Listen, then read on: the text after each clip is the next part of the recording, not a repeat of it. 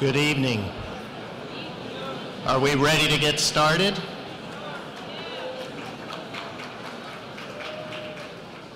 Woo. Welcome and good evening. I'm Jeff Ulma, Planning Director for the Town of Cary, and we want to thank you so much for being here tonight. This is the first public meeting for the biggest planning effort ever undertaken by our community. As you look back on the Summit on the Future, you'll be able to say that you were part of the biggest public meeting ever conducted in the history of our great community. So we have almost 1,000 people registered. We have filled this room. We have spare space in the room next door because we didn't want to turn anybody away. So we'll have viewers maybe in the other room as well. And thank you all for being here and being involved. As you probably know, the town has a long history of planning. Planning is part of our mission. It's one of the values that we adhere to in the town organization. And we achieve results through planning. A forward-thinking approach has yielded phenomenal results in our community.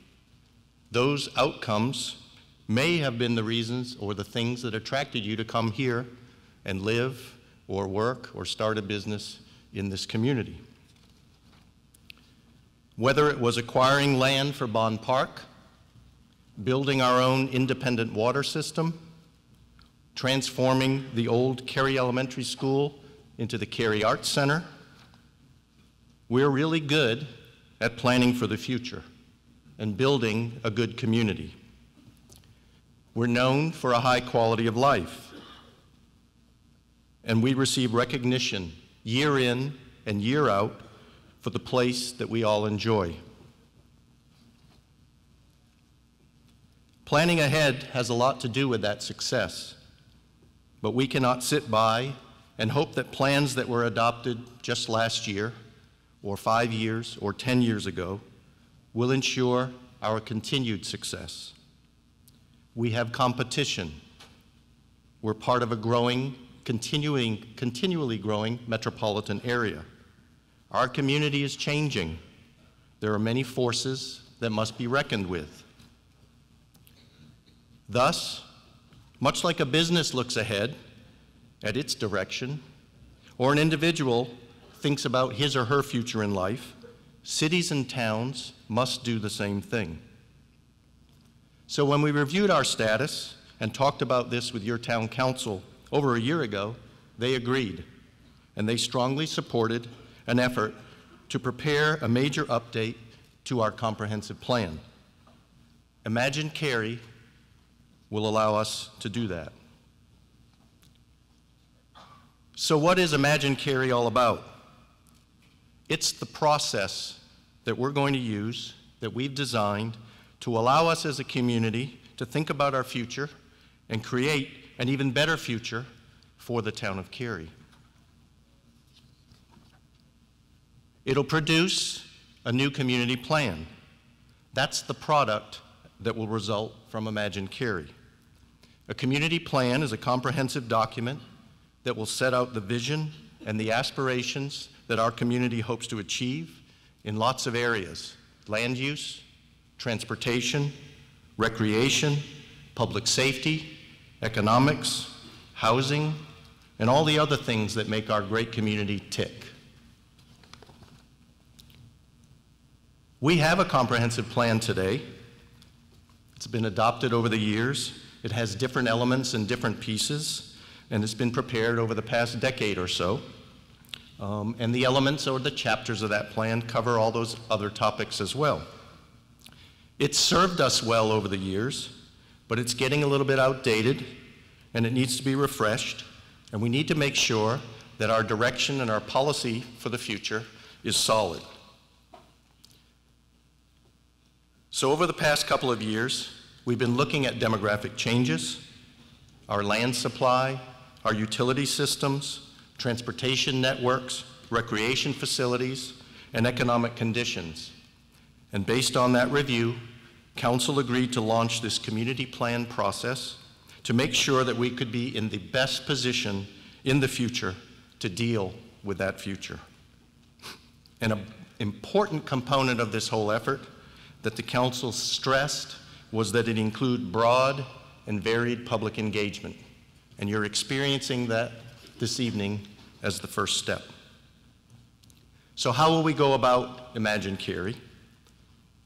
It's divided into 4 major phases. We expect it to take about a year and a half. Phase 1 is values and vision. It's the stage we're at now.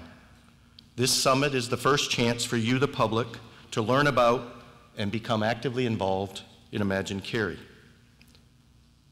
Behind the scenes, we've been organizing and collecting background information, and that's going to be published in a snapshot report.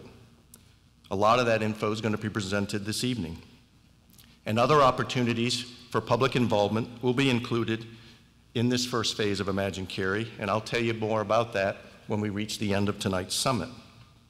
Phase 2 moves us into community choices. We expect that to occur this fall and will involve additional public input and opportunities for public engagement. Phase 3 is plan framework. We won't get there until early next year, and that's where potential policies and direction for our town could be considered. Finally, plan adoption would occur in Phase 4. That's expected late next summer and into next fall. And not until Council would formally adopt a plan could it be put into effect. As you might imagine, this process cannot succeed, and this event could not have happened without the hard work of many people. First, I would like to introduce and thank the 35 citizens who serve on the Committee for the Future. Over 400 people applied, unheard of in even much larger communities, that many citizens would be interested in participating in a steering committee on such a process. And they were appointed by Town Council to reflect our town. They represent all ages, live in different parts of town, and have many varied backgrounds. They have met 4 times so far, and I can tell you they are deeply interested and very committed to this process. They will meet monthly and will serve as a sounding board and give citizen advice. So would the members of the Committee for the Future please stand and be recognized?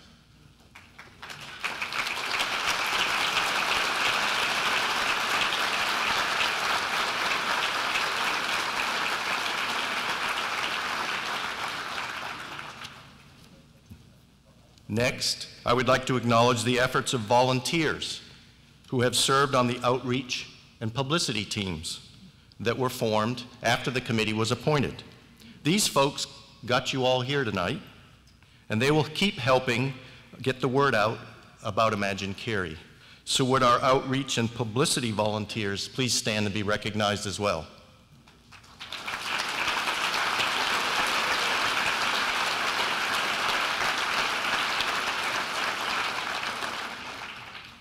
I also need to recognize all of the staff members from all town departments who work day in and day out, and even at night, to make sure the town of Cary is the very best place for its citizens. Whether in the town manager's office or one of our dozen departments, these employees are all committed to Imagine Cary. So would our Cary staff stand and be recognized? Or if you're standing, how about waving?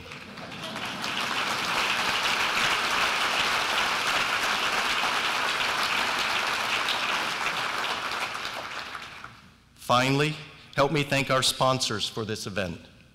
SAS, Duke Energy, and the Cary Chamber of Commerce deserve a huge round of applause for their commitment to this community planning effort.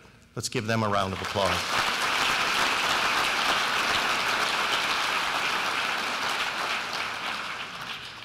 So now, let's get started with the official beginning of Imagine Cary. Nothing has been decided about where we might go or what policies for the future might be considered. This is a community planning exercise that was launched by the stewards of our community who look out for the future. the Cary Town Council. They represent your interests, they review and adopt plans, they deliberate policies, and then they make those plans happen. So at this point, I would like to introduce the Honorable Harold Weinbrecht Jr., Mayor of the Town of Cary, to give you his thoughts on Imagine Cary. Mayor?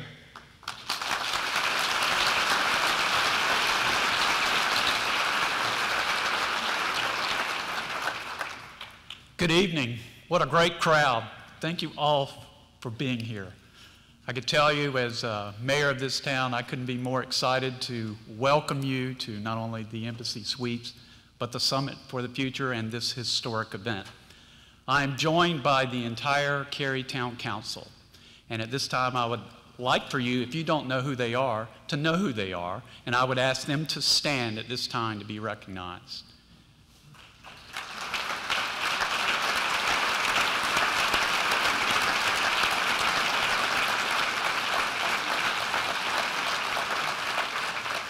We're proud to represent you, and we're especially proud to be here tonight in front of some of the greatest minds in Cary that are going to help shape our town for the next 20 to 30 years.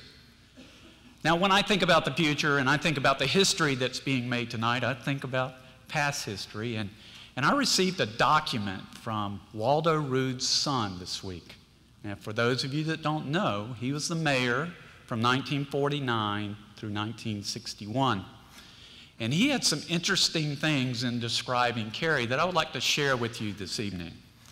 And this is probably written in the early 1950s, and it says, in 1950, the census showed that the population was 1,458 people. And rapid growth has been seen in progress since that time. There have been many new homes and many new places of business built in the last few years, and the town has experienced its greatest era of progress. There are a number of reasons for this progress. The people of Cary are cultured and friendly, and they make other people want to live here. Now he finishes by saying, of all the things said about Cary, one thing describes it the best, and that is, it's a good place to live. Amen to that, Waldo Rood. Amen to that. Now, I wonder if Waldo Rood could have imagined Cary as it is today. I wonder if Waldo Rood could imagine Cary as one of the drawing points for people to live from all over the world. And I wonder if Waldo Rood could imagine that Cary would be recognized nationally as one of the greatest places to live, work, play, and raise a family. But that's where we are 60 years later, and it's our turn to imagine Cary for the next 20 to 30 years. And all of us in this room are here because we care about the future of Cary and the next 20 to 30 years. Tonight, as Mr. Ullman talked about, we're going to launch an unprecedented planning effort in our town's history called the Cary Community Plan. And the plan will set the tone and direction for community development, transportation, housing, the environment, economic development, and so many related topics that are going to carry us through the next 20 and 30 years. And it's our chance to be a big part of that process. One of Cary's biggest strengths is its citizens' involvement, and that's evident by this record crowd here tonight. And your participation and involvement makes our community a better place now and in the future. And I'm excited about the participation that we have here tonight. It's just incredible to see this many people that care about Cary, where we are now, and where we're going. And I can't wait to see what you say and what your responses are going to be when we get to the interactive portion of tonight's meeting. But I don't want your involvement to end here tonight. There's a lot more that's going on in the next couple of years. You need to invite your friends. There's a lot more to come, as I said. There's a lot more events. Next month, we're going to have conversations held So invite your neighbors, invite your friends, invite your business colleagues, and get them involved and have them be a part of imagining Cary in the future. So in closing, thank you so much for caring about Cary. Thank you so much for being here tonight and being a part of Imagine Cary. Thank you.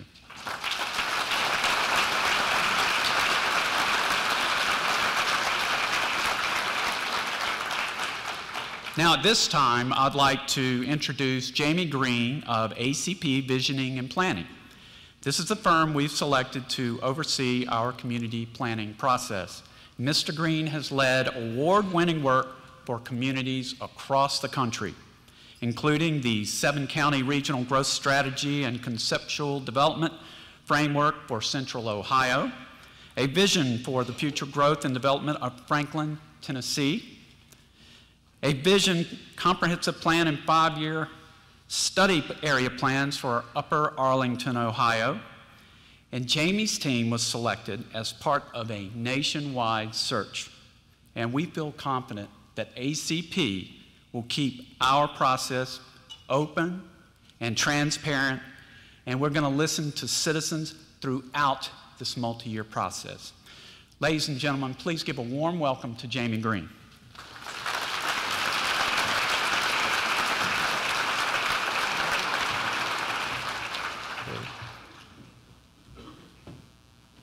Thank you very much, Mayor, and thank all of you. As the Mayor alluded to, our work is really driven by having people, having the authentic voice involved in the public process. We think it makes better plans and ultimately better places, so we're thrilled to be here.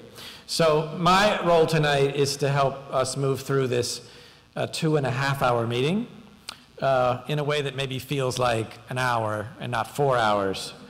So you'll be the test of that. What I want to talk about tonight is what are we going to do in this period of time together? And so all of you have in front of you an agenda that, so there should be no surprises about how we're trying to work through the evening. So that is going to be our guide, and we're going to work really hard to make sure that we're finished on time.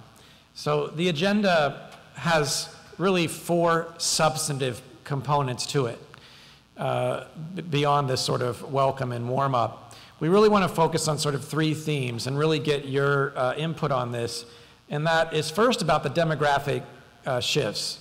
Many of you probably read in the news about the aging of the population around the country. Many of you might be shocked that it's also happening in your community as well. Folks of our age seem to be in denial about this whole aging thing. It's something that happens to somebody else, but not to us. But we're going to talk about that. We also want to talk about the relationship to prosperity. Prosperity for individuals, for businesses, and for local government. We're going to take a break from those pieces. And each one of those pieces will include a presentation with a national perspective of what's happening, the Cary situation, and then we're going to ask you some questions using keypads. So you'll know tonight, this one particular night in the town of Cary, with a group of people, what you thought about these particular issues. But at number 4 on the agenda, we're going to take a bit of a break and let you catch your breath, because the first part will come pretty quickly, and we're going to ask you to do some sharing here at the table. And then we're going to wrap up with this last part, which has to do with the implications for the physical environment, the setting of Cary, and the quality of that place. And then Jeff will join us back up here to make sure that you know what happens next. So that's our basic agenda. I want to echo the thoughts, though. I've been very privileged to work with a group of professionals, your staff, the council, our colleagues, you're going to meet some of them tonight, and a lot of important volunteers. But I'm really clear that this is a very special place. People don't show up to a public meeting if it's not a special place. They just don't do that.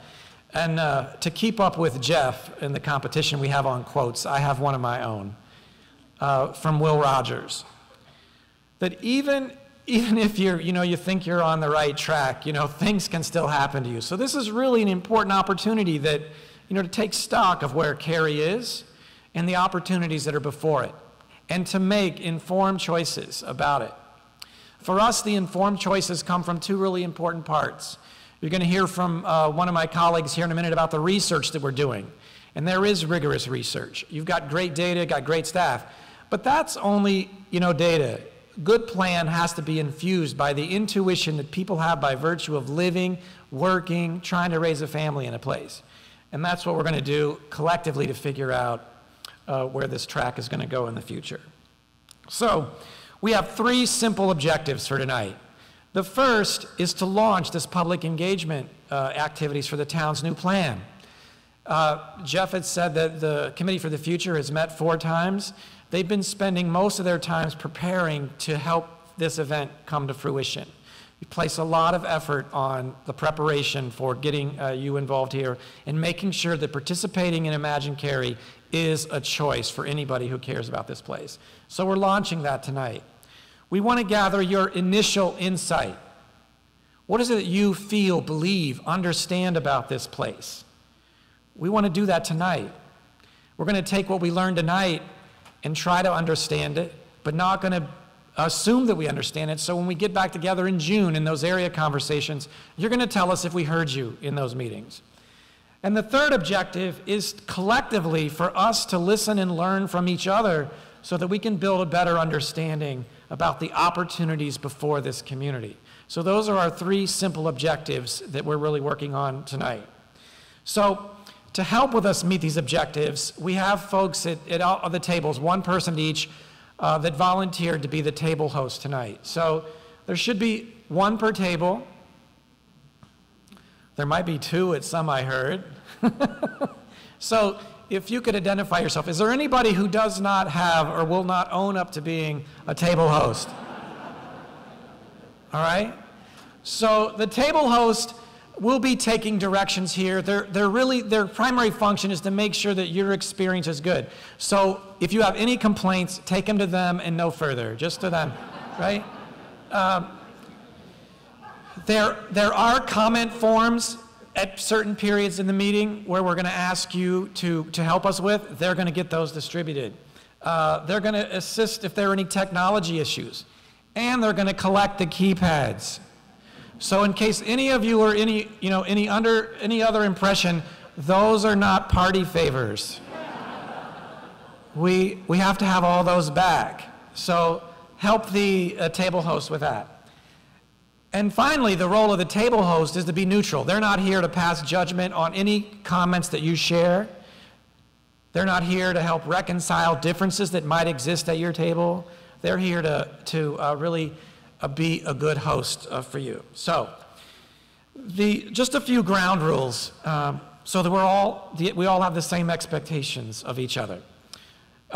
We're really clear that there's diversity in Cary, right? 130,000 of you, and maybe 130,000 different opinions on things. So, but that's really important in this sort of venue, in this environment, because we expect different opinions. And we just expect that they also are respected from each other. And I would hope that you would expect that as well.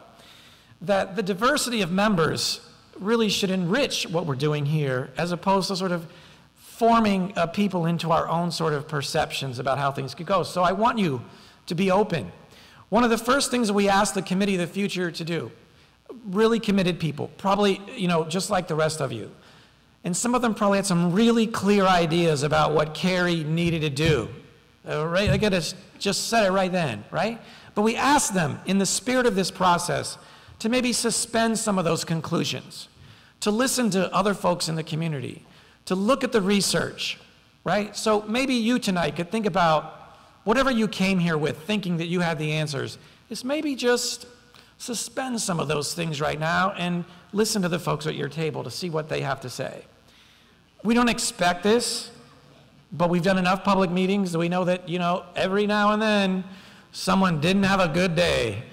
Or maybe they didn't have a good year. But for whatever reason, they're just not. But it's okay to challenge the ideas, just don't challenge the person, okay? So again, I think this is an important opportunity to listen to others. So I hope that you'll be willing to do that. A couple other things. You're going to give us input tonight in 3 different ways. You're going to give it to us from the keypads, you're going to give it to us in some comment forms, and then there's an exit questionnaire. If there's something on your mind that you want me to know, the mayor to know, council, the staff, tell us. We want to know those things, right? So you've got those opportunities to do that. Whoops. The other part that, in case anybody was wondering, with 750 of you in this room alone, we'll not be taking comments from the floor. We could book this for another week if you want to do that, but I don't think that you're up for that, and we aren't either. So, the keypad warm-up. Everybody should secure a keypad at this time.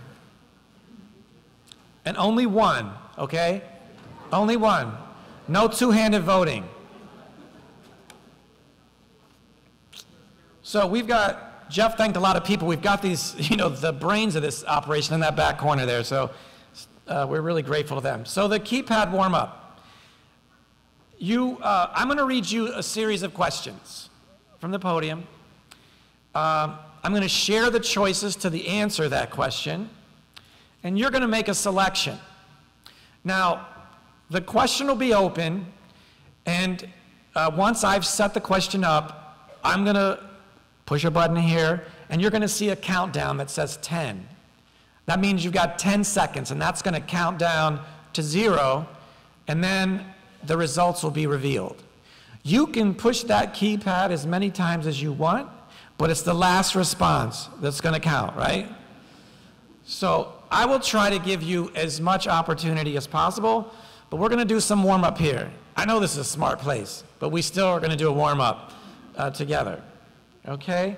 So the first question. This is probably more serious than many of you would like to admit. But what is your favorite men's college basketball team?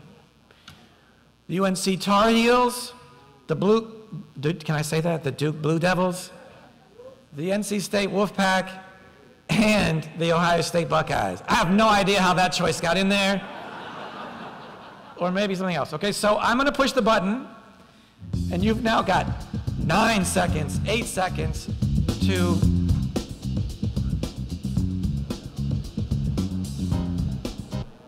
okay. Now, if you look, this may take some binoculars from the back, but if you look in the upper right-hand corner, you can see that 642 of you actually weighed in on this question, and that the voting is closed when it turns red. So, everybody ready? The suspense? Ooh.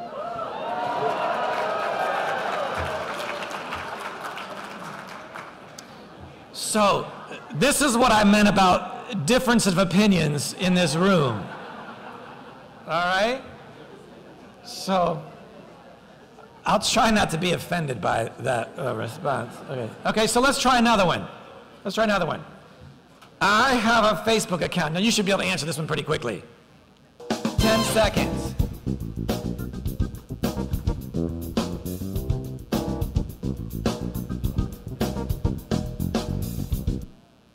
Okay, so you can see that 654 of you, so there were some few of you were slow the last time, so we picked it up a little bit. All right, now, one of our volunteers for the Committee for the Future and for Publicity, Anna Echeverria, she's been helping us. She does social media. She told us that there are like 1 billion Facebook users in the world, and there's 63,000 of them that identify themselves as living in Cary. Look at you, 70%. All right, that means we want to see the Facebook likes really shoot up after tonight, all right? Okay, so let's try another one. If Cary were a car, which model would it be? A Chevy Suburban, a Volvo S80, a Toyota Prius, a Chrysler minivan, a Ford pickup F-150, a Honda Accord, a Porsche 911, a VW Beetle, or you're not sure? All right, a little more time to think about this. All right, so here you go. Got to make a choice, 10 seconds.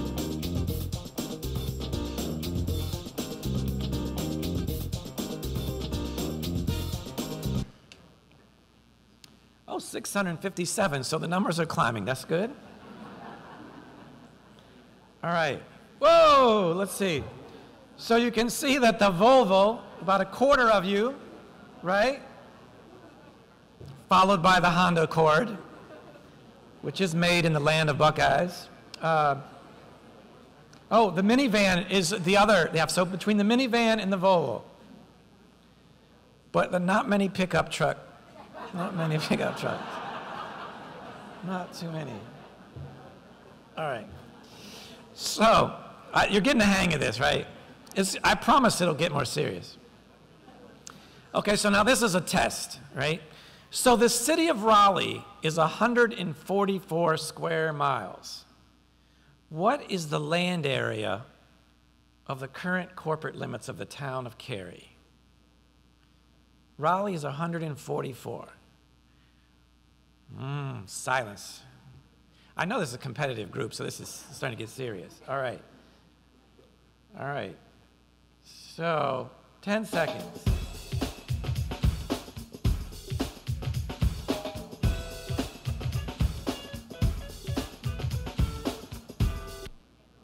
All right. Whoa, okay. So a little bit of geography lessons today. The answer is actually 3. 56 square miles. I see the fist bumping out there, yeah. 56, all right? But those are important things to keep in mind as a frame of reference as we go through tonight. So here's another one, get a little harder. Of the land within those square miles, the 56 square miles of the town limits, what percent is currently developed or in the pipeline? Basically got some level of improvement going on. What percentage is developed or in the pipeline? Again, not the planning area, but the town limits. All right, it's time to start making decisions.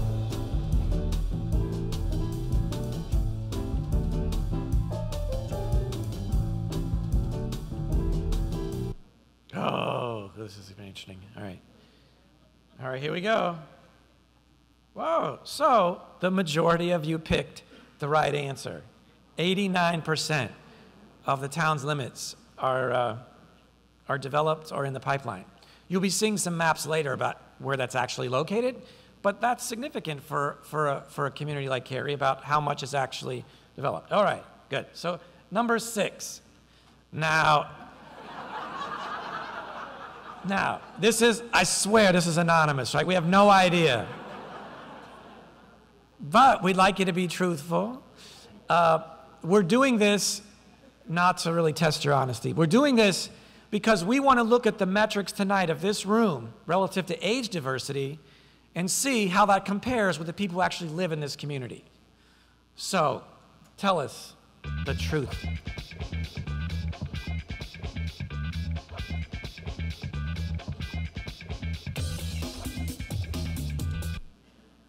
Okay. Oh, so 660 of you now are in playing. Finally got a question you could answer. That's good. All right. Where's our 14, under 14? Where's that person?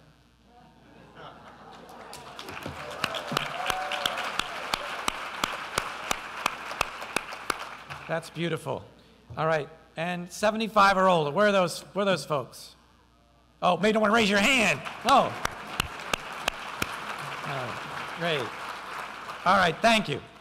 So, what is your gender? So, you know, we know that on our Facebook, I think close to 70% are females. We're trying to do some advertising for that. I was asking Anna, what do we advertise to get the men in Cary to sign up? Tell us what your gender is here.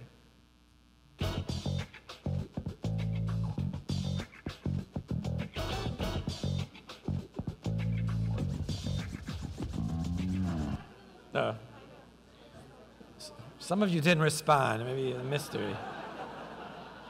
Wow. Now, I don't know. Now that's pretty funny. So the confidence in technology just dropped a little bit, didn't it? All right.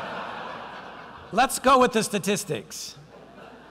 And yeah, it's 50-50, yeah. That's pretty amazing, though, to be that split. Okay, so tell us a little about where you live.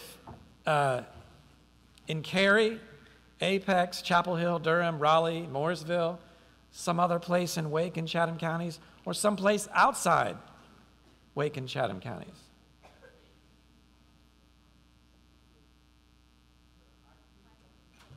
There's an IQ test.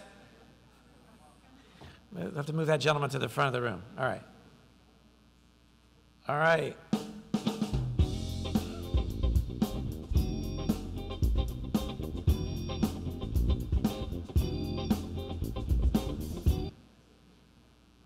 Okay. Wow. So 89% from Cary. And split pretty good about some other place in the two counties. That's great. So we did, you registered for this event, and we were able to look at where most of you live, and the registrations for tonight track very closely with that. It's over 90% living in Cary that registered for this event. All right. So there's nobody, from the outside shaping the agenda for this community.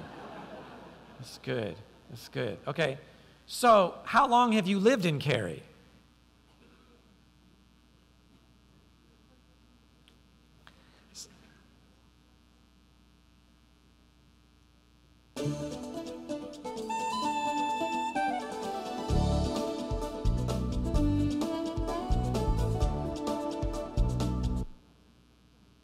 Okay. Wow. So a third of you, between 10 and 20 years, basically. So a pretty good distribution in terms of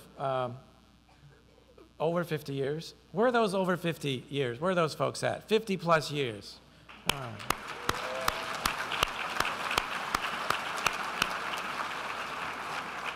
right. And how about those that are just moved here, brave this experience? Put this hand right here. All right. Well, I hope this is making a good first impression. We do this once a month at this place. All right. All right, so another question. And I'm sorry if I have to read it. I'm going to read these. So what is the primary reason you choose to live here, right? You chose to come here. You chose to stay here. It's because of your job. It's number one. Number two, the quality of life. Number three, my family. My business. Number five, the schools. Number six, I grew up here. Number seven, the culture. You like the vibe of this place. Number eight is none of the above, or there's some other choice you have. Or number nine, you don't live in Cary. So what is the reason? Like what is it at the core that's the most important thing about why you live in Cary?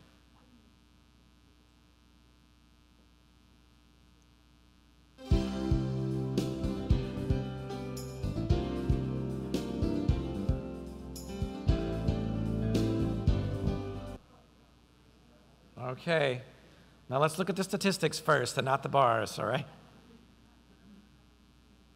Wow, so that's out of 9 choices, that's a pretty strong notion there. It's the quality of life, that I want to stay here regardless of where I work. And there's a big drop-off there between when you go from there to my job and then down to the culture. So that's a pretty strong response on that question, all right?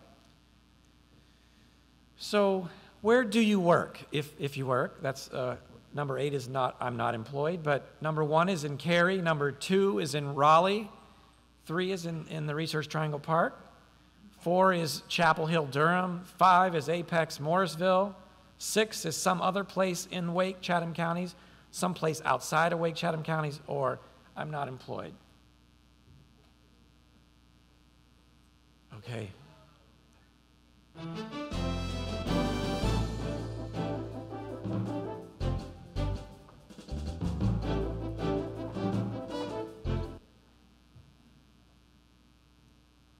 Wow. So, nearly 40% of you work in Cary, but a quarter of you are not employed, whether retired or for some other reason, not employed, followed by Raleigh. Great. So there are two last questions in this warm-up. I think you've got the hang of it now, but there are a couple other things that I think will be important for you to know about each other in the room tonight. The first one is, your motivation for coming tonight. Why did you choose to spend your evening doing this when you could have done, countless other things? Because you want to be helpful in shaping the future of the town of Cary. That you're just simply curious about planning for the future. That you're skeptical of the planning process. That you were asked by a friend, neighbor, or family member. Maybe you came because you were worried about the future of the town. Or number 6, you want to protect your investment in Cary. Or maybe there's some other reason that you chose to be here tonight. So 10 seconds.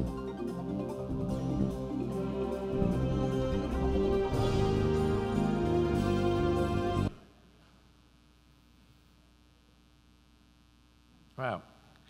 That's a beautiful message for each of you, that you came here in the spirit of being helpful, to want to do something positive for the community, as opposed to some of these other choices. Certainly protecting your investments is important.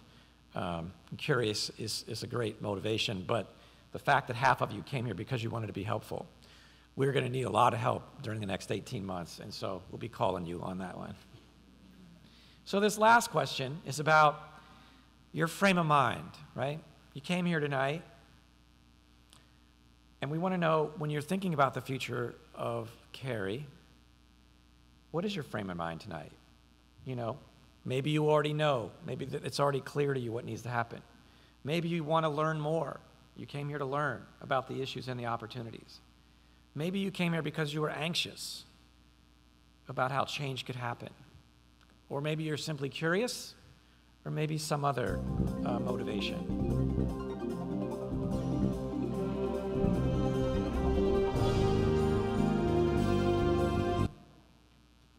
All right. Great. 2/3 of you came here because you wanted to learn about the issues and the opportunity.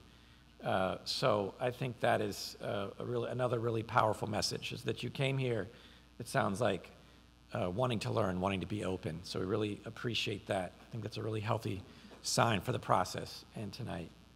So, I know that was fun, but we need to get on to more of the business of the program. So, in preparing for this program, and in the spirit of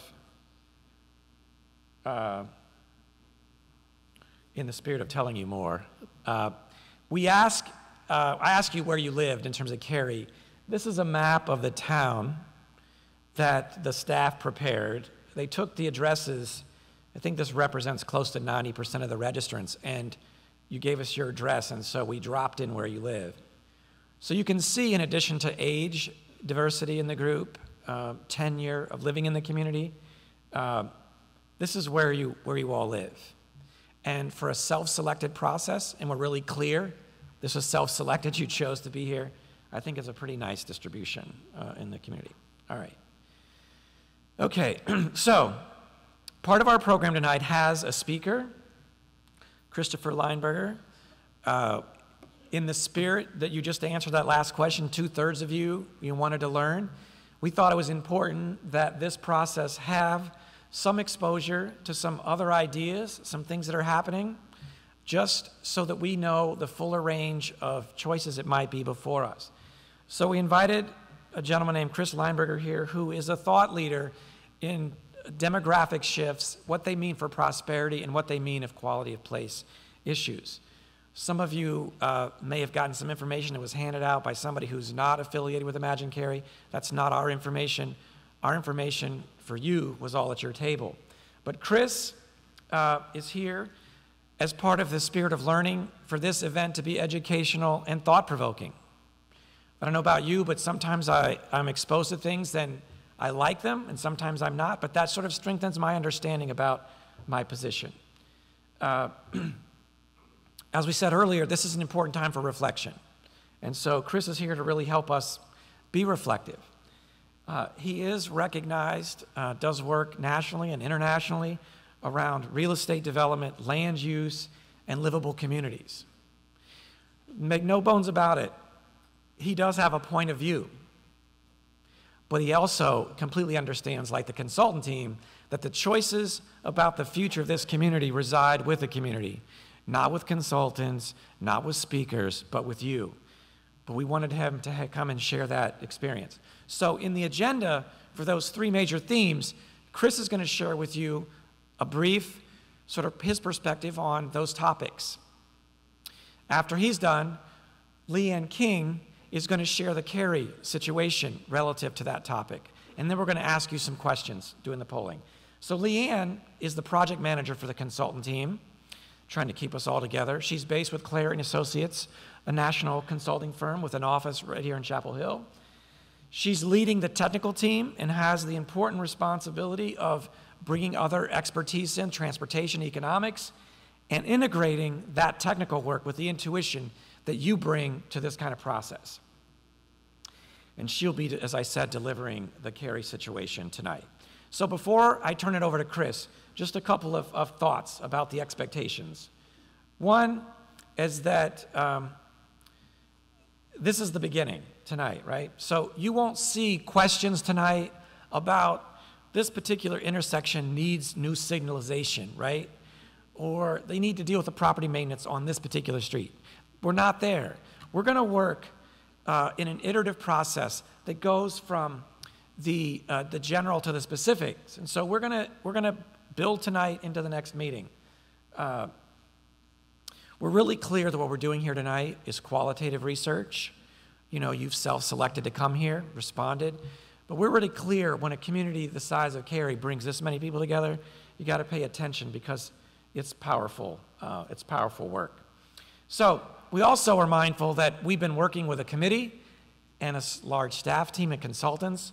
And so the process has been put together with the best of our efforts, but it may not be perfect.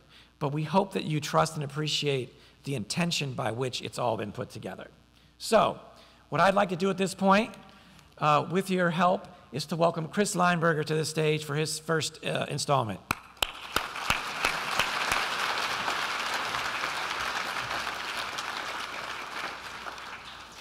This sure is impressive. 900 of you coming out to talk about your future. It really does say a lot about you and your town. And here you are planning for the future. And I urge you not to be looking too much in the rearview mirror. I thought it was a great story about Mayor Waldo Rue in 1950, when there were 1,458 citizens in this town, about 50% more than are in this room tonight. And something tells me that Mayor Rue had a vision that includes where you are today as one of the finest towns in our nation. But I bet some of those 1,458 residents were fixated on what I refer to as the first American dream. The first American dream was based upon the agricultural economy, the first way that we as a nation got wealthy. That first American dream could really be summarized by the phrase 40 acres and a mule, that Civil War phrase, that if you just had 40 acres and a mule, you could have that American dream. Well, obviously Mayor Rue was focused on the second American dream, which I'm going to talk about tonight, but perhaps it's now time to reflect upon to think about an evolving third American dream that is coming out of the Great Recession. So I want to talk about economic trends. I want to talk about market realities. And just as Jamie said, if you choose to accept them and take action on them, great. If not, quite honestly, I don't care. This is your community. I don't live here. But these are the facts as I see them through the work I do at the Brookings Institution at George Washington University, and in my writing and as I travel throughout the country. So I want to talk about in this first part of why walkable urbanism, which is a new way of building the built environment, may be an option that Cary might want to think about. First off, what are you really dealing with here? What is this evening about? In purely economic terms, it's about the built environment. The built environment is comprised of real estate, your homes, this building, the office you live in, and the infrastructure. Much of it put in by your town, some of it put in by the private sector. When you add it all up, it comes to 35% of the wealth of our nation. It's the largest asset class, that if you took all the New York Stock Exchange companies and took all the NASDAQ companies, added up all their capitalized value and multiplied them by 2, the built environment's bigger. That's why we in real estate are so proud of the fact that of the last 3 recessions, we caused 2 of them. I think you will agree that we really did it up well this time. Thank you. But the thing about this anemic recovery that we're in over the last 3 or 4 years, as we're bumping along at about 2% growth, the primary reason is because that 35% is not fully engaged. And it's my research that says there's been a structural shift in what the market wants. And we in real estate, we in the built environment business are not giving the market what it wants. So here you are in what I refer to as drivable suburban Cary. This is the technical term for what Cary is. Low density, every product is separate from one another, residential over here, rental apartments over there, shopping over here, office over there, and the only way you can practically get between one to the other is by car and truck. That was the drivable suburban heart of this second American dream that I made reference to. So here you have the epitome of the second American dream. You have done it up as well as anybody else in the country. So as one of the finest examples of drivable suburbanism in the country, if it ain't broke, don't fix it. Why not just go on cruise control? Because the drivable suburban American dream was based upon the economic reality of how we made our living in the mid-20th century. In the mid-20th century, you may not realize, but 40 to 45% of all jobs in this country were related to, directly or indirectly, to the raw material going into the manufacturing of, the sales, the servicing, the insuring, the fueling, and building the roads for and financing the automobile. So it only made sense that as you were seeing the USA in your Chevrolet, you were making yourself wealthier. And it only made sense that the drivable suburban way of building became the predominant version of the American dream, so much so that we put it into our zoning codes, we put it into the massive subsidies that we give at the federal level. At the most recent count, this country is spending $450 billion per year subsidizing drivable suburbanism at just the federal level. Now, this is something we wanted. There was nobody that held a gun to our head. The market wanted this. But what we put in place was a system that mandated only one way of building. This is the only way that is legal to build in 95% of the jurisdictions in this country. And this is the way that we massively subsidize. We put the thumb on the scale. But again, we wanted this, and this is what we got. So after the Second World War, prior to the Depression, we built the other way of building, walkable urban places. Walkable urban places is where it's higher density, mix of uses, and you can get there or get around by many different transportation modes: cars, trains, buses, bicycles, and by walking. And we built lots of walkable urban places prior to the Depression. Your downtown Cary is a remnant of that prior time. But after the Second World War, we pushed the pendulum all the way over, and we in real estate, we only built drivable suburban. That's all we built. The market wanted it, we gave it to them. So one of the things that I do in my teaching, and this I realize reflects poorly upon the rigor of George Washington University, where I teach, but I make my graduate students watch popular movies. And the most important one that they start with is that 1985 classic, Back to the Future. That Back to the Future is the only popular movie I know that shows the two ways of building the built environment in the same movie.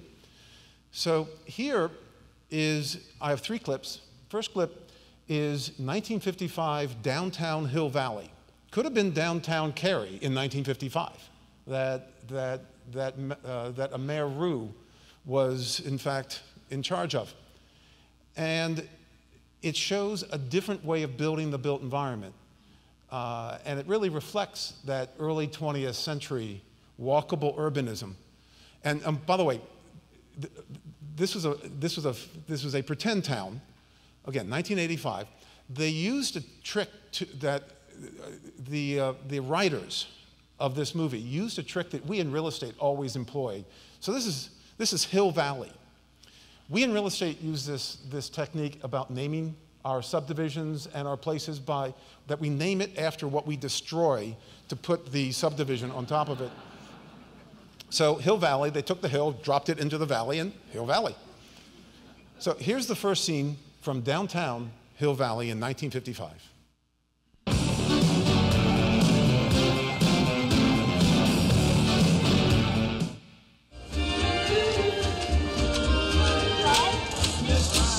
Pretty idyllic. 2 3-story buildings, retail on the ground floor, office residential up above. You can get there many different ways. If you're Marty McFly, you got there on skateboard. But even in 1955, this fundamental social change, this shift from walkable urbanism to drivable suburbanism, that the seeds were planted.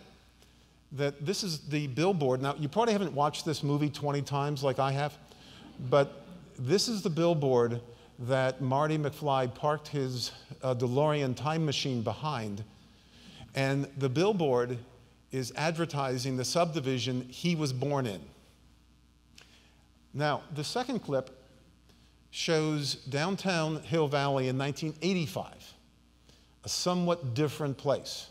X-rated movie theaters, homeless on the street, and that beautiful plaza has been turned into, naturally, a parking lot.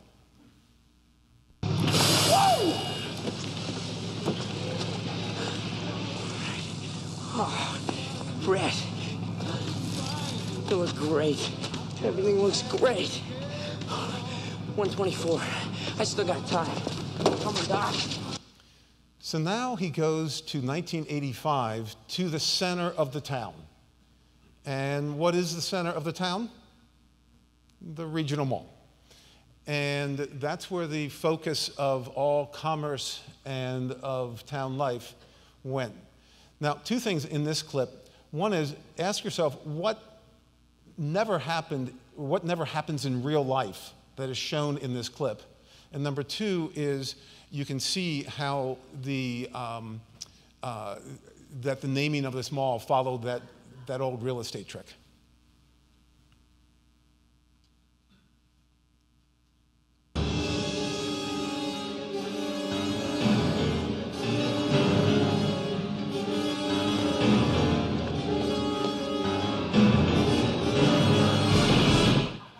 So that lone pine tree had to go. And nobody ever goes down that ramp on foot. So you can see these 2 ways of building. It's not as if one's better than the other. It's just a reflection of what the market wants. And this is your choice right now in 2013 of continuing to build a drivable suburban place or considering a walkable urban future or some combination thereof. So this is how we built the country in the second half of the 20th century. We, of course, first started with subdivisions and got to them by freeways. These are 4-lane freeways. Then we learned how to build regional malls back in the early 60s. This is King of Prussia Mall outside of Philadelphia, which is where I grew up.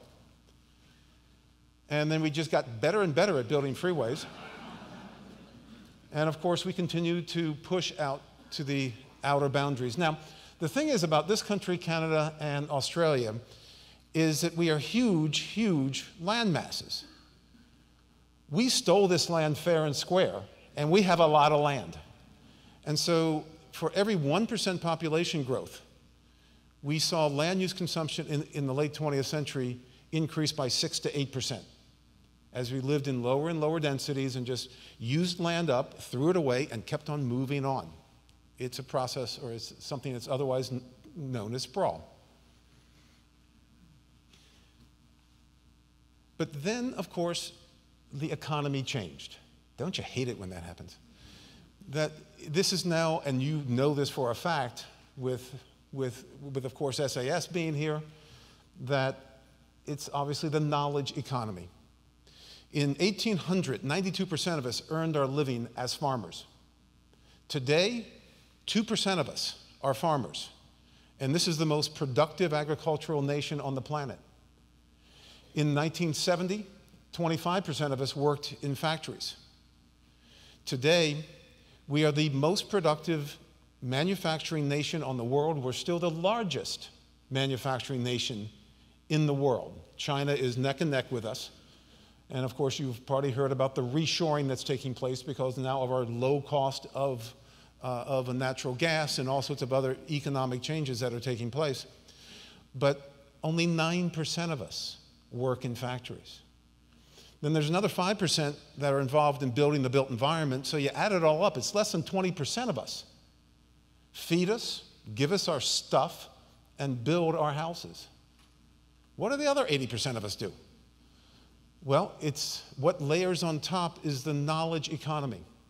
And the knowledge economy is dictating a different way of building the built environment.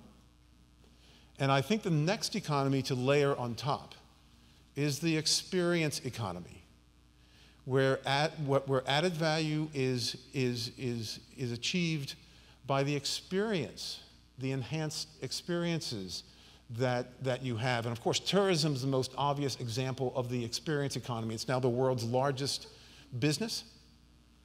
But I think we have a snapshot into the future of the experience economy with what Steve Jobs did with the Apple Store. That the Apple Store just reinvented retailing. That the highest retailer before the Apple Store was a jewelry store. The average jewelry store does about $1,500 per year in sales per square foot. They sell very small things in a very small space, and they get these big sales. Well, the Apple Store is selling between $4,000 and $6,000 per square foot. That's not just going a little bit beyond. That's a whole nother ball game. I used to pole vault as a kid, and the current pole vault world record is about 20 feet. That's as if somebody showed up and pole vaulted 60 feet. That's just, out of the ballpark. Well, that's what Steve Jobs did with the Apple Store, and that's what the experience economy is going to layer on top. And there's been a lot of research that has demonstrated that most knowledge workers, particularly the young ones, what the so-called creative class, and much of the experience economy is going to take place in walkable urban places. So what I'm proposing, that the third version of the American dream is the choice of both drivable suburbanism and walkable urban, depending on your time of life, depending on on what kind of choice you want. But right now, this country has so overbuilt drivable suburban that there's pent-up demand for walkable urbanism, particularly driven by the demographics. So what we've begun to see over the last few years is that the pendulum's been pushing back towards walkable urban as our downtowns have been reviving. You've seen it with Durham, you've seen it with downtown Raleigh.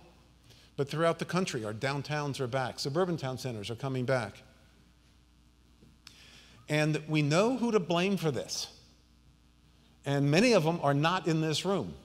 It's the damn kids. It's their fault.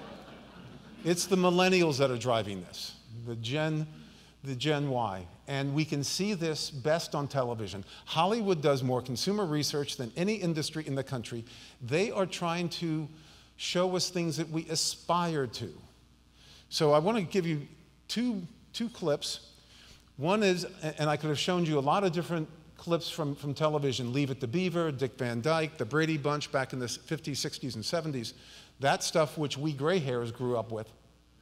But I picked I Love Lucy because the third week in January of 1957, Lucy decided that she was going to live, or she was going to leave Manhattan and move out to the suburbs of Connecticut. And listen to her logic, because it still holds true today.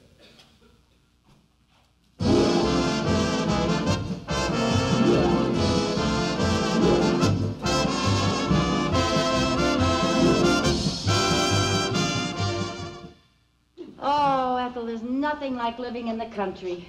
Clean, fresh air, homegrown food. Lucy, you're not thinking of moving, are you? Why not? It'd be great for little Ricky.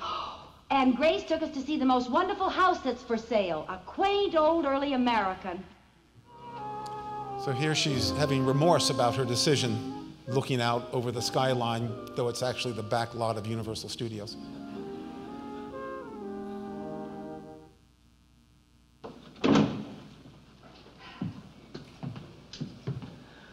Well, here we are. No more tears, honey? Oh, no, I'm fine now that we're here. Gee, isn't this exciting? We're in our very own home. The first house we ever had. So if that's what the baby boomers were raised on, how about the millennials? Well, Friends, Seinfeld, Sex and the City, How I Met Your Mother, all set in walkable urban places. Different aspirations. Hollywood is reflecting back on our kids, on my kids, a different reality of what they want. So if you're listening to the market, you might want to consider listening to some of these TV shows, even if you've never seen them. So here's one that, of course, started it all, which is Seinfeld. Hey, you notice they moved where they do the interview on Jeopardy now? Yeah, it used to be right in the middle of Single Jeopardy. Now they do it right after Single Jeopardy. Yeah, it's much better, isn't it? Oh, no comparison. The only show about nothing. So two different images of how to live. And the millennials are you know, many of your kids, I bet if, you know, around your table, I would ask you to ask the question that if you have kids that are in their 20s and early 30s, where are they? Are they in Cary? Would they ever consider moving to Cary, certainly in their 20s or 30s? And, you know, just ask, talk amongst yourself and see where your kids are. Now, there's other reasons, of course. The baby boomers are still part of it. And baby boomers, of course, are they become empty nesters, they're beginning to retire. We know that people downsize. And many people are tired of that 2-acre lawn that they have to cut, and they want to move back into a walkable urban place. When you add up those two of the largest generations in American history, it changes the demographics. That when we were growing up, the baby boomers were growing up, 50% of all households had children living in them, 50% were singles and couples. Today, 75% of all households are singles and couples. Only 25% have children living in them. Singles and couples are the target market for walkable urban places. It's not to say that families aren't welcome, because we're seeing a baby boom in places like the Upper West Side of New York and Georgetown in DC. And Virginia Highland in Atlanta, for that matter. But over the next 20 years, the marginal growth in our population, 86% of the net new households formed over the next 20 years will be singles and couples. Only, that only 14% will be households with children. The market's telling us something. Finally, it's just sheer boredom. You know, that if you moved here, when many of you moved here 10, 15 years ago, 20 years ago, according to the poll, that you would have a choice of living in a single-family home or a single-family home. Your choice. There was no choice. As I mentioned earlier, the creative class, a lot of research has been demonstrating, particularly the millennials, are demanding a walkable urban place. But then finally, it's sheer economics. That we in real estate thought that Detroit was our friend. Lo and behold, they've been eating our lunch. That right now, average American household, 19% of their household budget goes towards transportation, almost all of that for cars. If you disaggregate the data between those households that are drivable suburban, they're spending 25% of their household income on maintaining a fleet of cars. Everybody over 16 must have a car. If you look at just the walkable urban households, it's 9%. That 16% delta is hundreds of billions of dollars per year. Almost all of it leaves this metropolitan area. It goes to Detroit, it goes to Stuttgart, it goes to Saudi Arabia, if it's spent on cars. If it stays here, it goes into your housing, it goes into your education, it goes into, heaven forbid, savings. And finally, just what's the consumer research telling us? It's telling us, and this was some in-depth consumer research done by a friend of mine from the University of Michigan, looking at Atlanta and Boston, possibly the two opposite ends of the American metro areas. But both basically say 30–40% of us want drivable suburban, 30–40% of us want walkable urban, 30% could go either way. So roughly 50–50. Classic 50–50 split down the middle. But what about the supply side? If Boston has more than 20% walkable urban, I'd be surprised. If Atlanta had more than 5%, I'd be surprised. So what we're seeing throughout the country is a lot of pent-up demand for walkable urban places. And how does that make itself manifest? Price premiums. My research shows that walkable urban product compared to comparable drivable suburban has a 40 to 200% price premium over its competition on a price per square foot basis. And that wasn't the case 20 years ago. As I'll show you next, later on in part 2, we're seeing the lines cross over the last 20 years. It's a reflection of the pent-up demand. Thank you, and I'd like to hand it over to Leanne.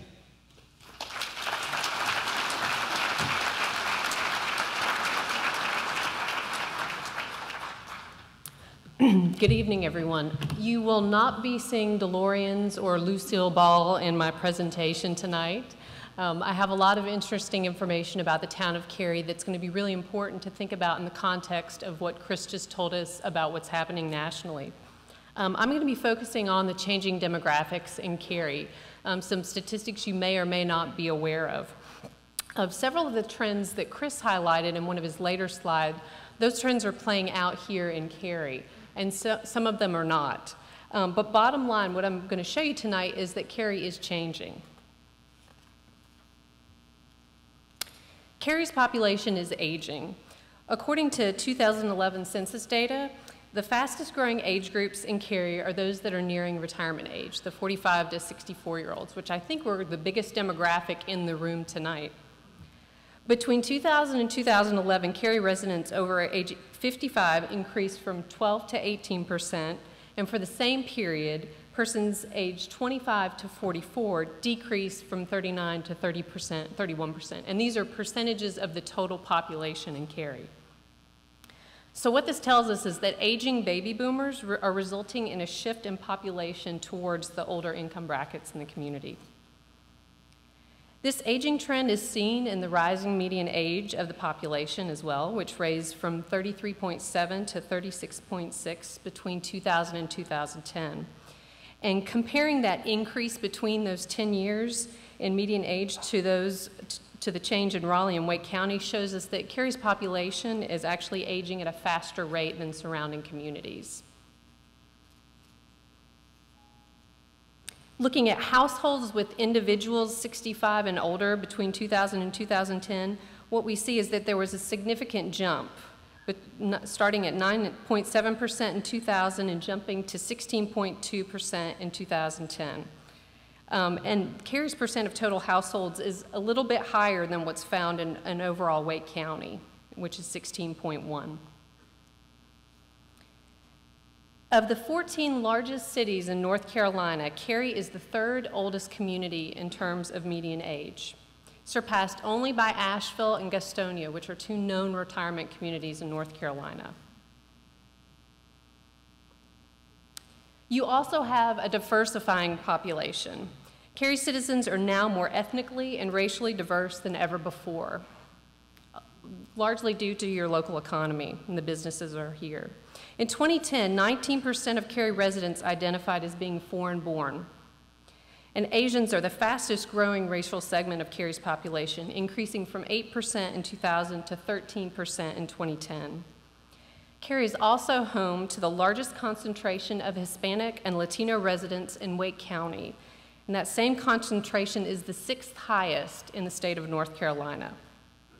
Combined, citizens identifying as either Asian or Hispanic and Latino made up over 20% of the local population in 2010. Households in Cary are also changing.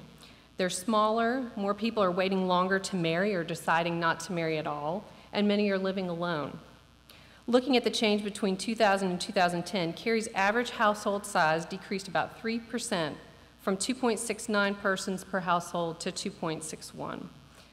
Persons that have never married increased from 23.5% of total population to 28.2%, and persons living alone increased from 21 to 23. Households without children under age 18 increased from 57% to 67% of the total population. While these might be incremental changes, they do suggest a trend in the way the town is moving. The one national trend that is not tracking in Cary is the presence of the millennials, or Generation Y.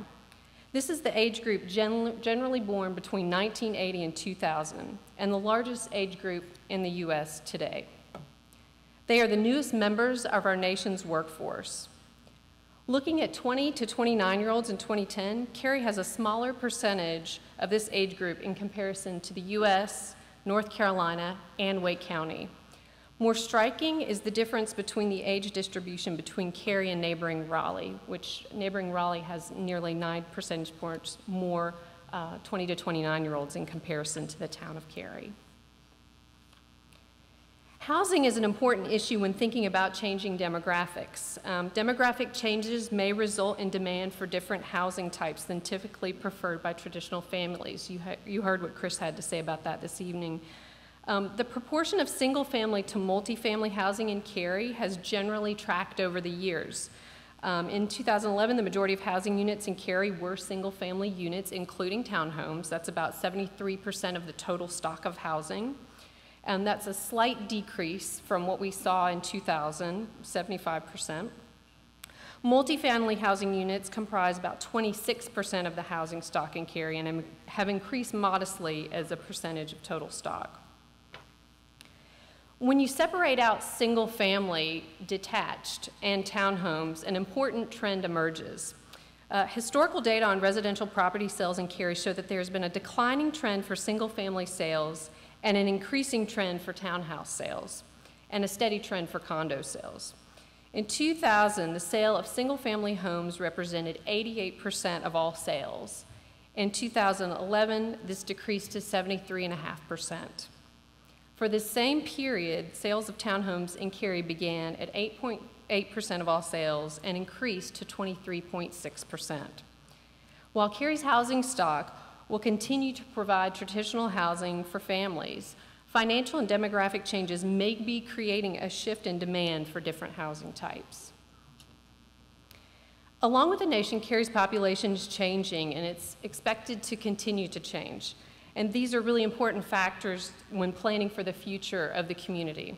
So imagining the town's future, how should Cary respond to the changing population? This is what we hope to learn from you tonight.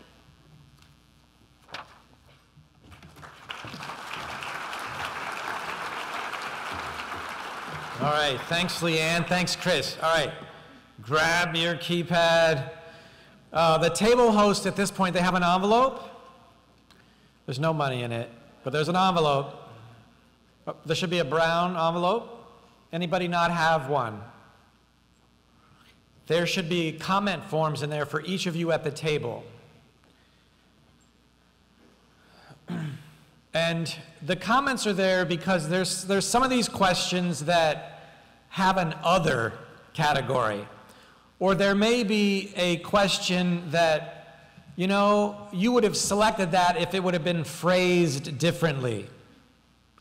So you don't have to give us those comments, but I'm giving you the opportunity to give us more than just, you know, punching on the keypad. So you guys ready? Everybody have their comment forms? Got a pencil? Got any cookies left? No, they look really good from up here. They ate this really, it was like in the first 5 minutes they were gone at table 7. All right, so let's go. So there's just 6 questions with this, and then we're going to do another round, all right?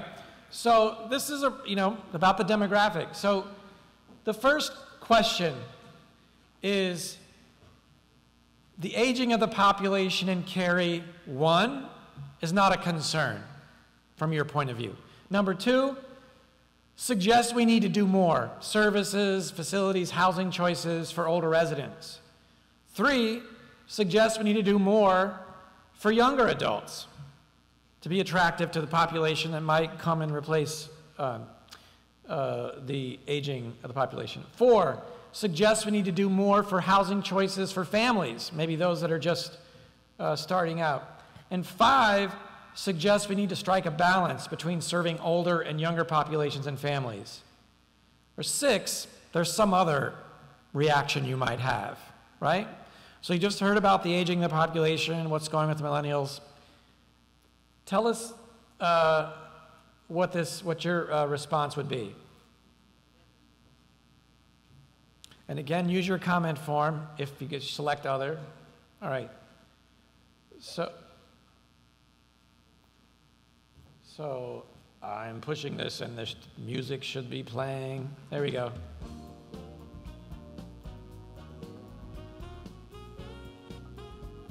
All right. All right. So the aging of the population. What? So 2/3 of you took basically all of the above. That's okay. Because it suggests some balance in the way that we should approach this. It's not just an aging issue, it's not just a youth issue, it is the balanced approach. So all the planners in the room take note of that. Okay. So let's do another one. We got 6 in this sequence, right? So here's another one. From your perspective, how well positioned is Cary for residents to age in place? Place where you can grow old and moving, your lifestyle changes, you don't have to move out or do something else that's uncomfortable. Extremely well, pretty well, kind of neutral about being positioned, not very well, or terrible, not positioned well at all to age in place in this community. Or 6, not sure, don't have an opinion about this. How well positioned is Cary?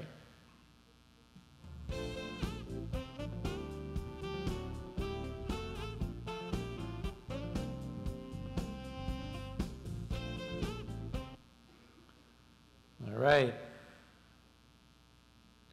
All right. Okay, there we go.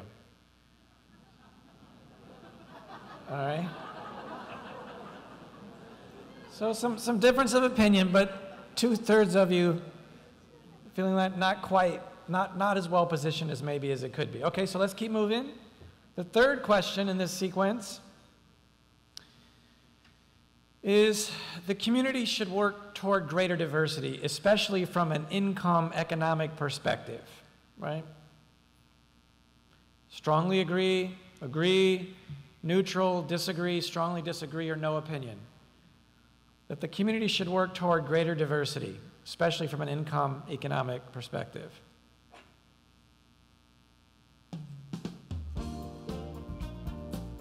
I'm gonna start dancing on one of these cues.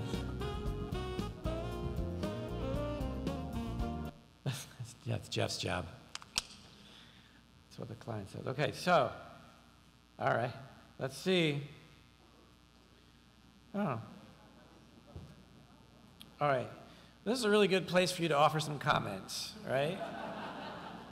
Because you can, you don't need me to interpret this. There's a fairly broad, range here about how you feel about this. So that to me suggests that we need to do more, dig a little bit deeper on this. But again, your comments, if you made a certain choice, tell us, why you made that choice would be helpful. Okay, question number 4. Our community should have an expanded range of housing choices. This is talking community-wide, Cary-wide, should have housing choices. And this is related to type, size, and cost. You strongly agree with this? Agree with it? Neutral about it? You disagree with it? Strongly disagree or no opinion? Expanded range of housing choices throughout the community.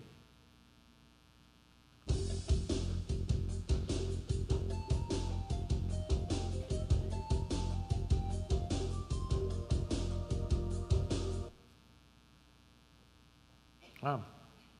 So very strong, right? If you add those two, agree and strongly agree, that's almost 3 out of 4 of you believing that we should have a greater range of choices. All right? So this next question is very similar to this, but instead of being community-wide, it's more localized. So this question, number 5, is our community should have an expanded range of housing choices within new neighborhoods. This idea that within a particular development, there are choices to move up and move down without moving out, right? So choices within new neighborhoods, not forcing it into existing ones, but within new development, new neighborhoods, there should be an expanded range of choices. All right, countdown.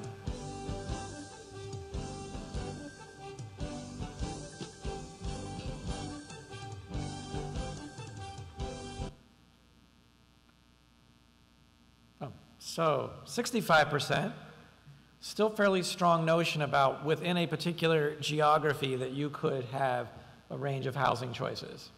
All right, the last question in this sequence is regarding the housing choice. Which of the following is your highest priority for the community? Housing for seniors that provides a continuum of care.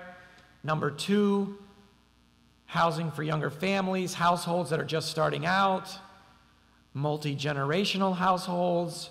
Number 4, housing for active downsizing empty nesters.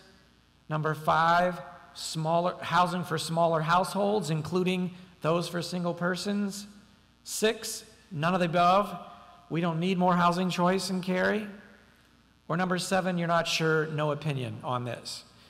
So what is your highest priority? There may be multiple ones on here that are important to you, but what is your highest priority?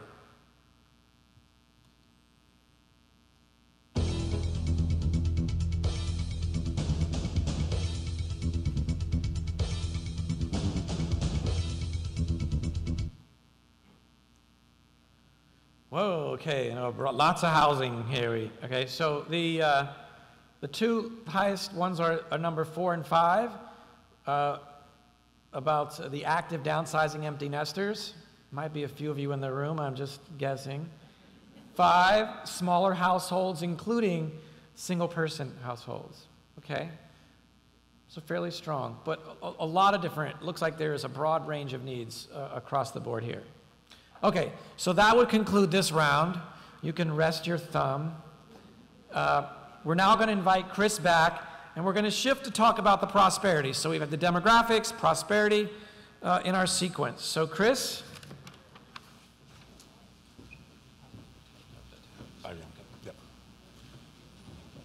So here we are, the 21st century, and while you may consider walkable urbanism as one of those different ways of building Cary and why it might help, the research I've done at Brookings and elsewhere shows that there's 6 kinds of walkable urban places that you might want to consider to add to your current product mix.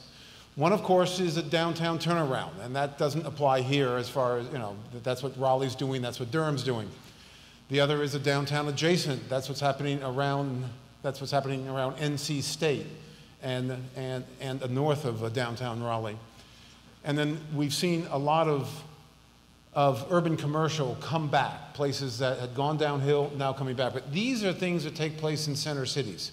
These don't apply to you. But let's show you what do apply to you. Because there's three kinds of ways that we're seeing the suburbs urbanize. And the first, of course, is suburban town centers like downtown Cary, where you have a 100-year-old, 200-year-old town that was swept up in the growth of the metropolitan region. Generally, those towns went downhill in the last part of the 20th century. Many of those towns are now coming back throughout the country. The next one is something that you can really relate to, and that's the redevelopment of strip commercial.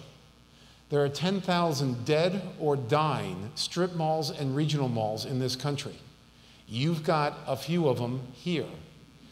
And these places can be reimagined and rebuilt with, following a walkable urban approach. You obviously are seeing one of those come out of the ground with the Crosslands project to the northwest here in Cary. And then finally, there are greenfield developments. Actually, I guess I could call the Crossland project a greenfield project, because there was nothing built there before, and it's just, just add water and poof, you have instant urbanity.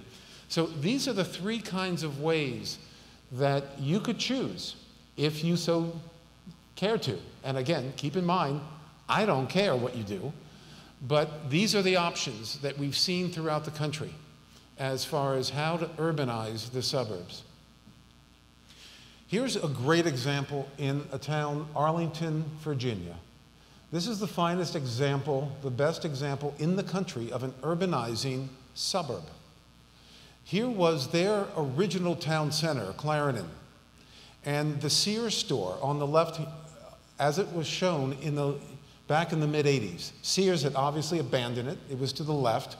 The garden center was on the right, and where the shot was taken from was their car and tire building. So you've seen these things, of course.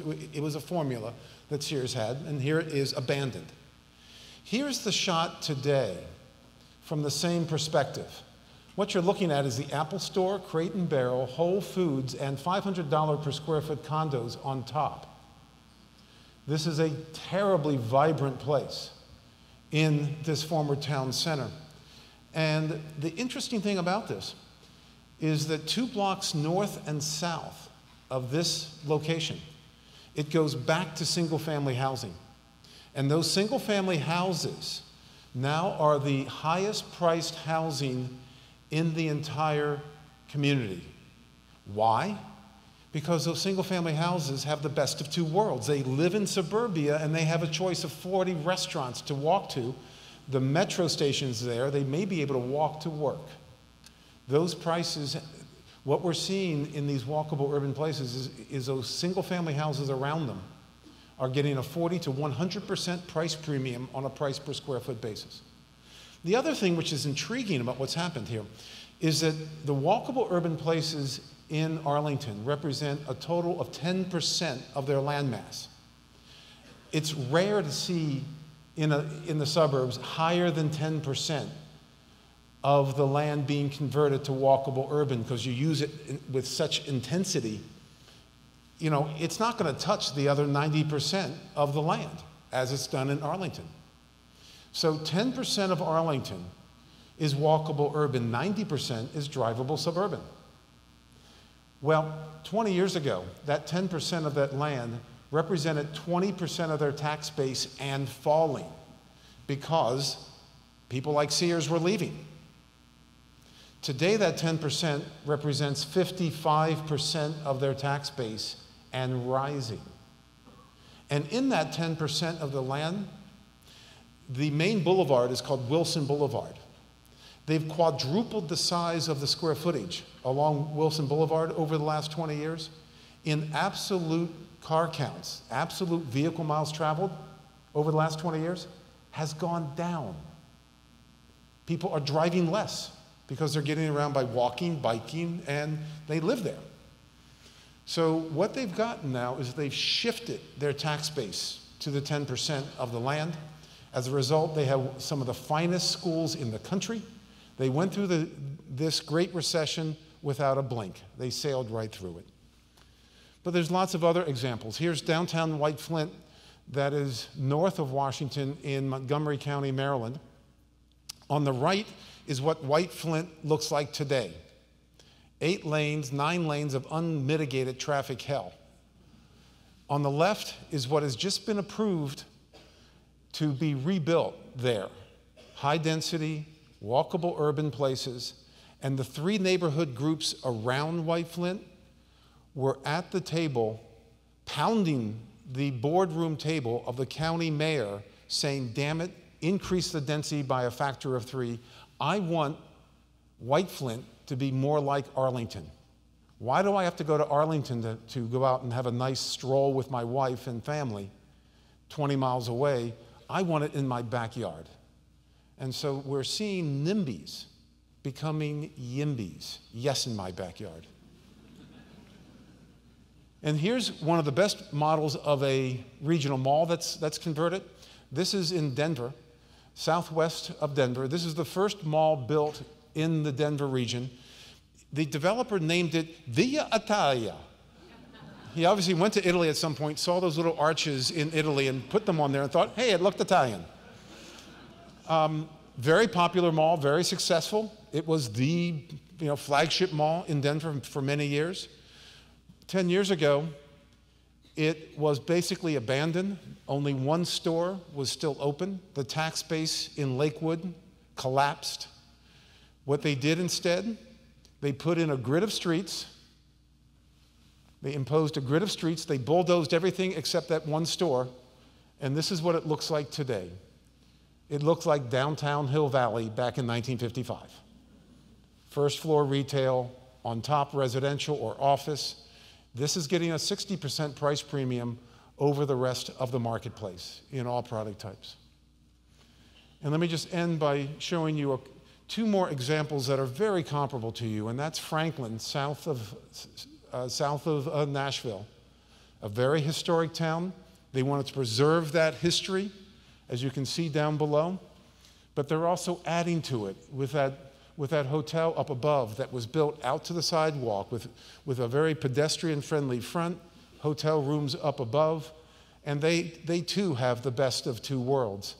And then finally, I'll close with Dublin outside of Columbus, Ohio, which has had a very forlorn downtown, 200 years old, but now they've embraced this old downtown, and they're building lots of high-density mixed-use development, and now they have a place to celebrate St. Paddy's Day.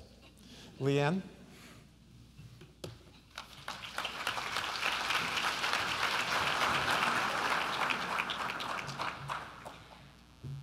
So part of the comprehensive planning process is really looking forward to see where the community's economic and fiscal future lies. That's a really important component of this process. And Cary has a long history of economic prosperity and sound fiscal practices. You have a lot to build on. This process presents an opportunity to reflect on these successes and to identify opportunities for sustaining that prosperity that you've achieved in the new economy. We're all well aware of the growth that this town has undergone over the years.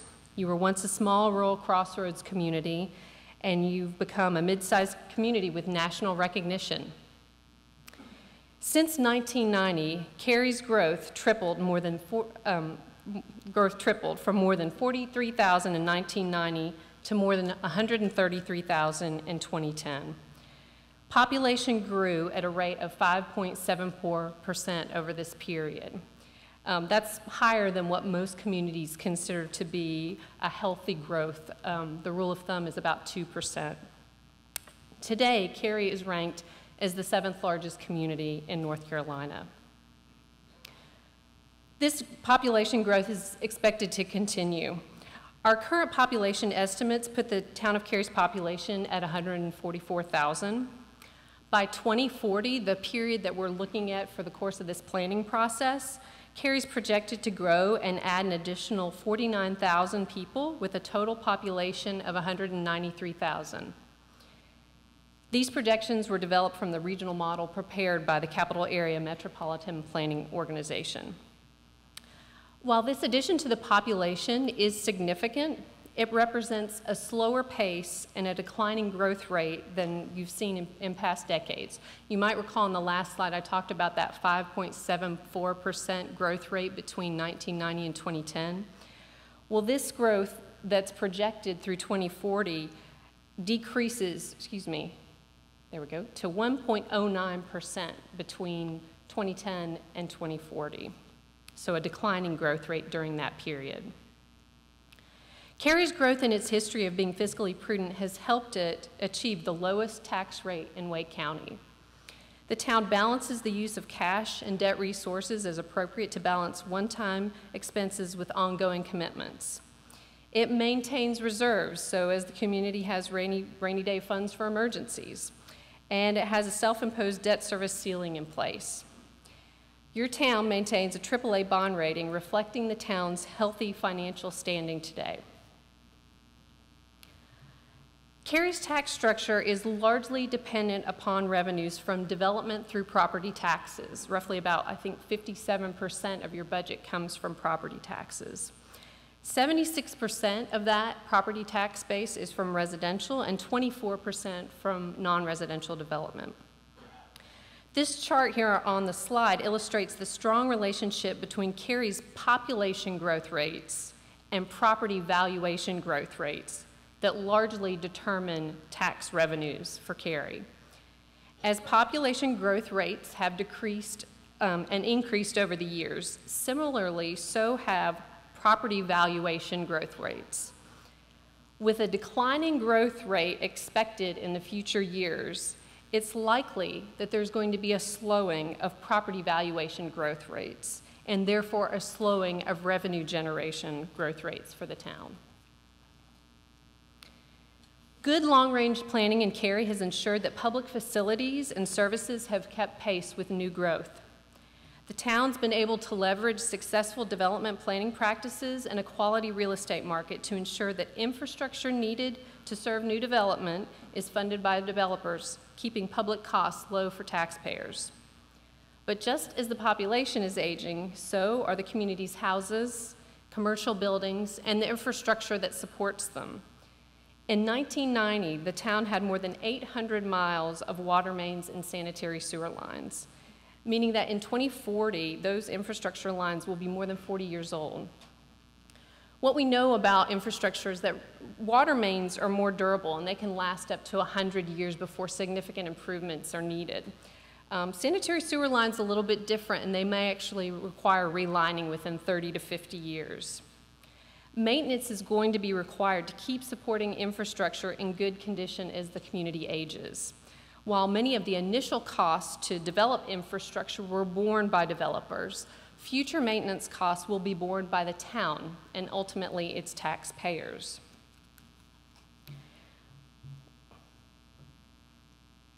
There we go.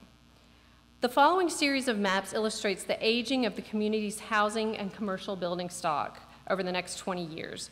This map here illustrates houses in Cary's land planning area that are more than 40 years old. Every little house has a dot. There's more than 4,000 units. Fast forwarding to 2032, that number is going to increase to nearly 23,000 units that are more than 40 years old. Aging housing in neighborhoods will need to be maintained in good condition to maintain property values and community character in Cary. And the infrastructure that was built to serve these units will also need ongoing maintenance and improvements. Here we're looking at non-residential development. The different size of the circles there represent different size of non-residential buildings. And non-residential development on average has a shorter lifespan than housing to maintain competitiveness in the marketplace. In 2012, non-residential buildings 25 years and older totaled 8.2 million square feet in Cary. 2.5 million of that 8.2 was retail and included 9 shopping centers. Fast forward again to 2032, Non-residential buildings more than 25 years old is projected to total 37.2 million square feet, of which 11.2 will be retail with 30 shopping centers. These aging facilities will likely require redevelopment efforts to maintain the value of the properties and the physical attractiveness of the businesses within them.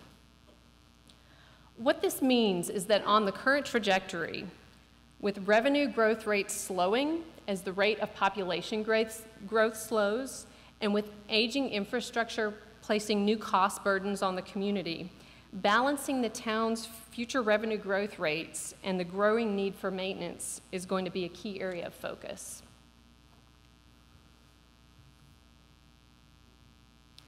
Looking at the local economy, Cary has a diverse employment base. A lot of communities would be very proud to have a pie chart like this explaining the different sectors of their local economy. The largest portion of that is information services, shown there in purple in the bottom right. It's the largest employment sector in Cary, and it's also the most highly concentrated in Cary. And what I mean by that is, if you look at this chart, it's a location quotient, and I won't get into the details of it, but generally speaking, when you compare Cary's share of information services jobs to that of the region, Cary has five times more of those jobs than the region as a whole. And what that means is that Cary has one of the largest concentrations of information services jobs in the nation. Maintaining Cary's competitive edge is critical to sustaining prosperity. While it's likely that Cary will maintain a significant portion of these information services and the other jobs you saw in that pie chart, there is some evidence that these types of businesses may be changing locational preferences for a more urban experience. Retail centers in Cary are experiencing increasing competition from newer regional retail centers, and in some instances that's resulting in higher vacancy rates. Maintaining a high quality of development may be a double-edged sword for small businesses in Cary. We've been doing some interviews with some of the local small business owners, and what we've learned is that some of the development requirements that are in place may be a barrier to them entering the local market. And these trends are really important considerations for considering Cary's economic future. So Cary's past economic and fiscal successes have made it possible for Cary to be the quality community that it is today. In thinking about Cary in the future, what will it take for Cary to sustain that prosperity? Thank you, Leanne. Okay. So if you see me coming, it means it's time to get your keypads.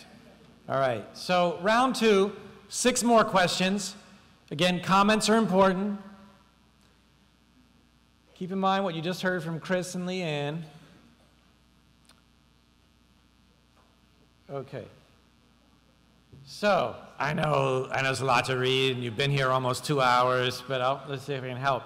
So, question 1. What should be the priority for the community in pursuing economic development opportunities in the future? There are 9 choices, including I'm not sure. But the first one is recruiting technology and information services businesses, development of entrepreneurship, attracting smaller local businesses, manufacturing jobs, green businesses, corporate headquarters, businesses that generate higher than average paying jobs, and projects that produce high public revenues regardless of the business type, right? So I know there's a lot in that basket for you to sort out. There are different types of businesses. There's some that are really about just the jobs. What does that mean in terms of what it means to individual prosperity? And number 8 would be about the public revenues, without really respect to what that particular type of business is. So I know there's a lot of choices, just bear with us here. But give us your best shot about what you think the priority should be. And the countdown begins.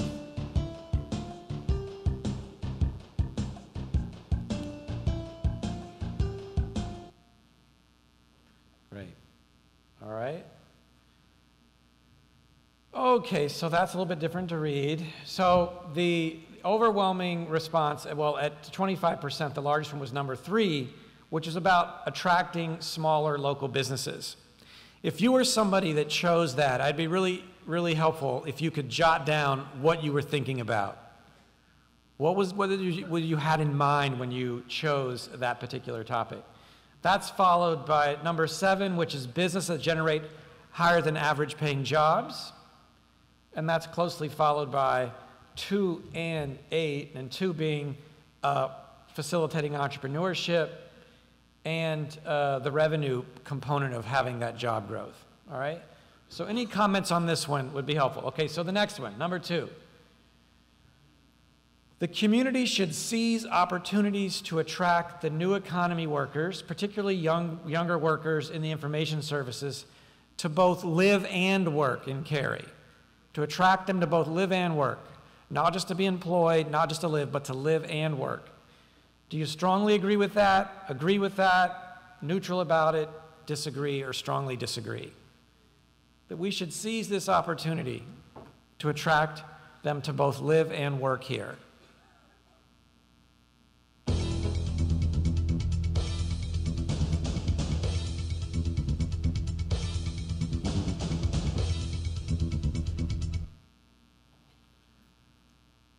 All right, so put that on your list, Jeff, over there. Strongly agree that we really do more for them to live and work. Again, the comments, some deeper understanding of what you were thinking would be really important. Maybe you were, the living is more important to you than the working, or vice versa, but let us know what you're thinking about that. Pretty strong. Number 3, our community needs to pay attention to creating a good environment for small startup businesses. Pay more attention to creating a good environment for small startup businesses.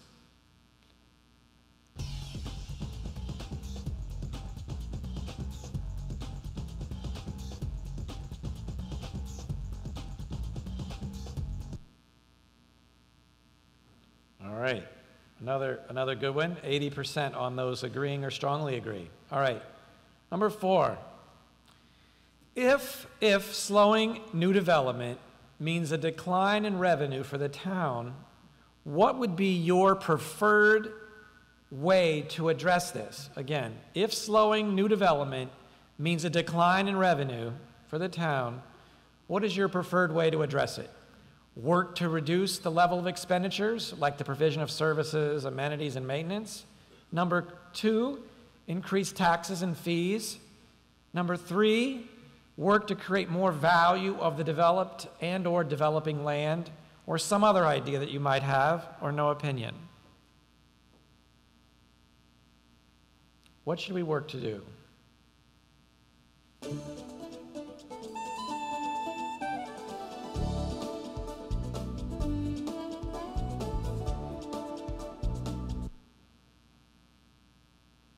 Anybody anxious for the response on this one? All right, so a pretty overwhelming response about creating more value in the land assets that you already have.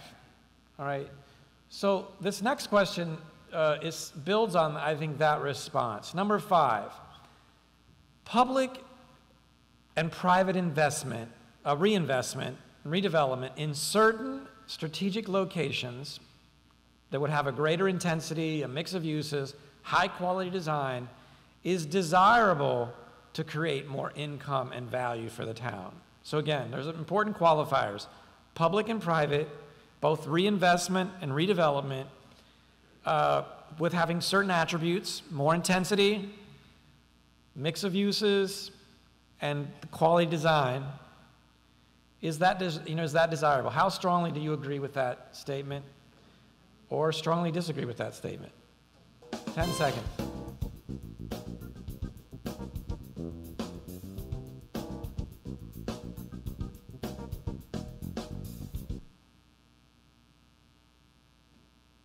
So 86% agree that, again, in collaboration, public and private reinvestment and redevelopment in certain areas with those important qualifiers would be a desirable way to increase the value in the community. Great. So the last question in this sequence. To compete for talent and jobs, it's most important for our community to improve the condition of, 1, the housing stock, 2, underutilized commercial buildings, including those shopping centers, improve the public infrastructure, roads, parks, utilities, improve the open space inventory, office, oh, I'm sorry, it's getting late. I'm sorry, so office space inventory. Sorry. And 6 would be that you don't believe that any of those improvements are needed to compete for both talent and jobs. All right. Most important to attract those folks.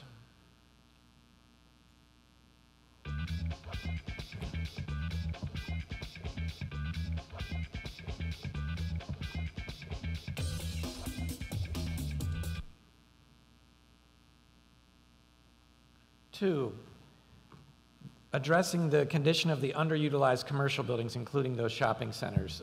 Half of you feel really strongly about that, followed up by the public infrastructure. Great. So that concludes this round.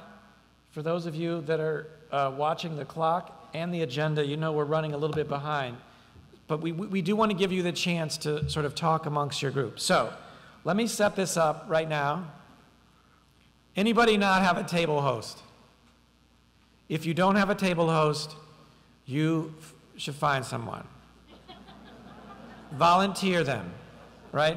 As soon as we do this, we're going to do one more round of the polling on the quality of place issues. So in this group activity, I want you to take a few minutes to reflect. You have scrap paper at your table. You have comment forms, the back of an agenda. But I want you to take just a couple minutes to ponder silently.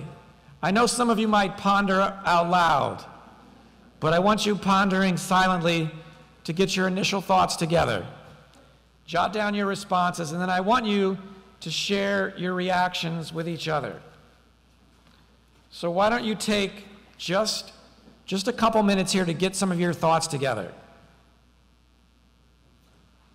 And you probably want to know what the question is. You're going to jot down, right? The question is, of all that you have heard and seen, both in the presentations and the polling, what do you believe is the most important in considering the future of Cary? Of all the things that you've heard Chris talk about, Leanne talk about, tonight, in the moment, what seems the most important in considering the future of Cary? So just take a couple minutes and jot down your just initial reactions. And then I'm going to ask the table host for you to share some of your ideas with the table host. So go ahead and do that.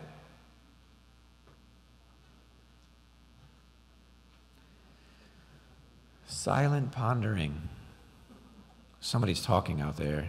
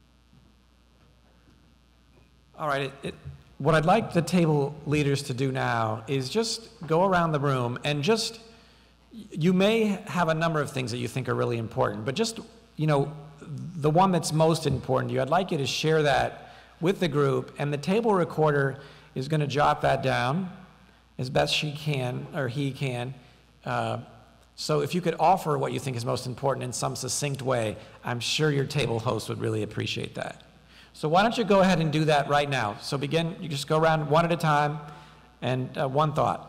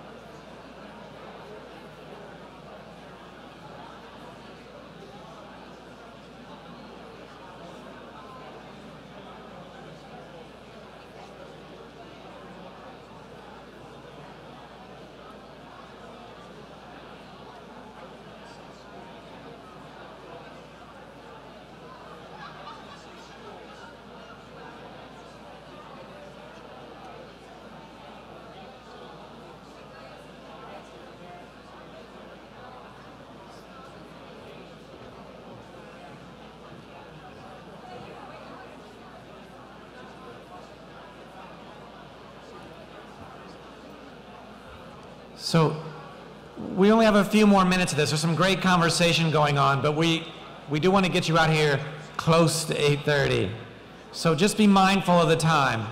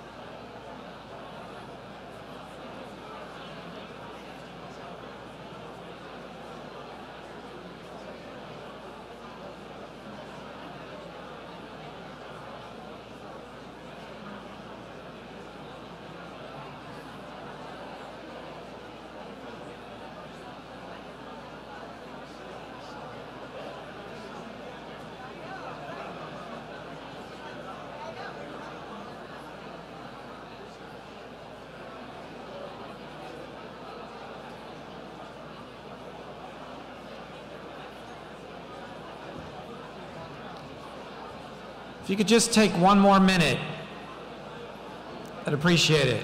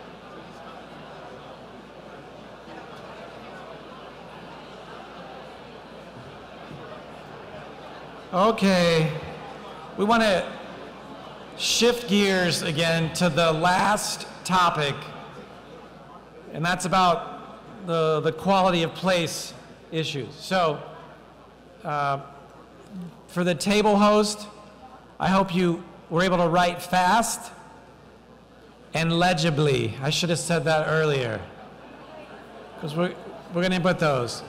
All right, so at this point, we'd like to talk about round 3, which is about community development, the settlement patterns, the quality of place issues. And again, building on the discussions about demographics and prosperity. So, Chris? So, part 3. Oops.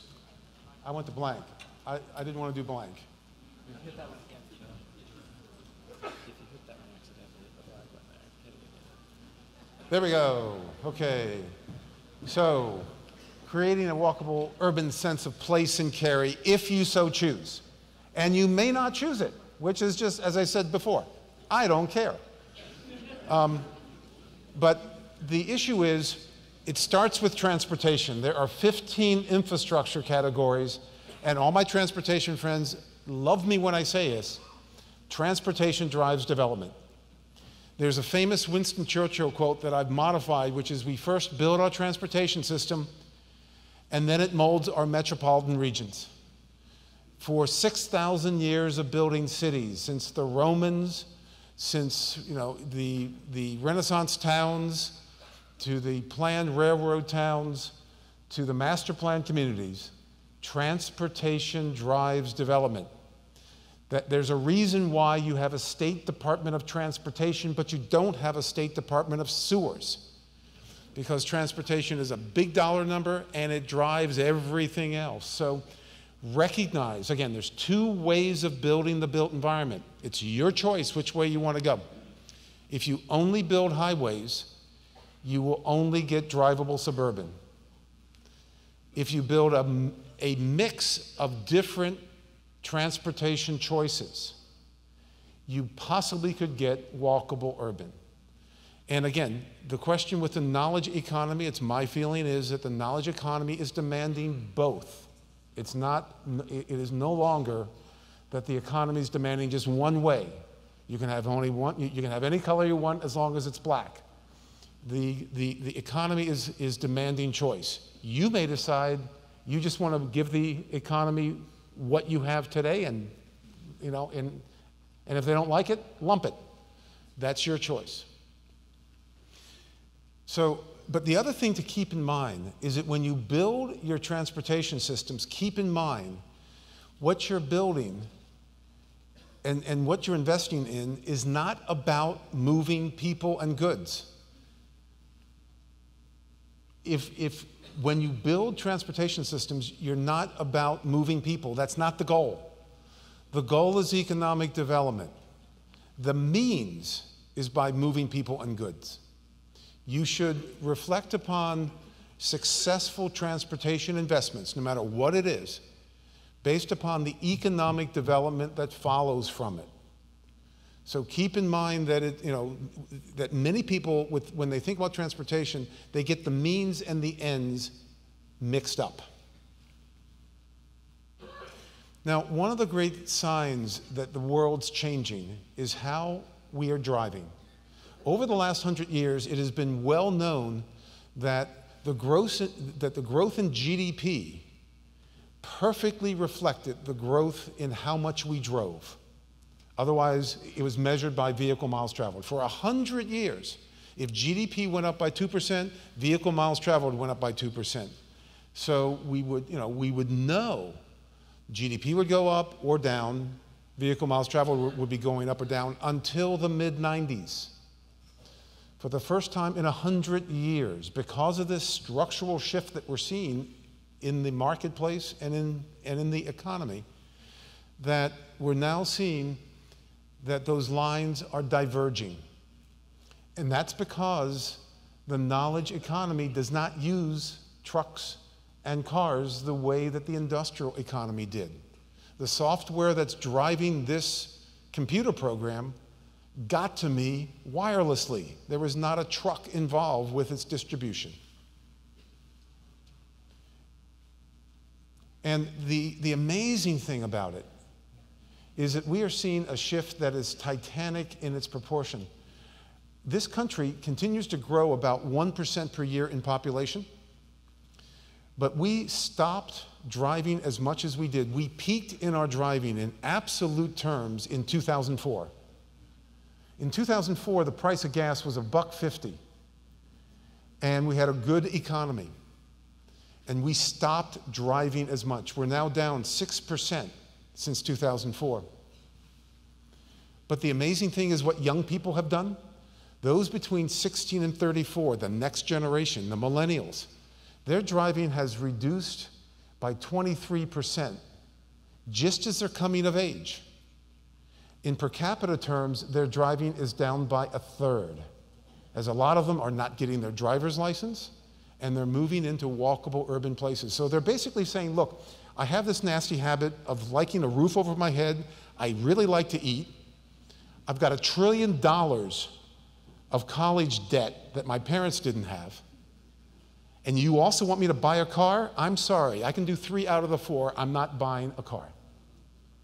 That's the reality of what's playing out on the ground.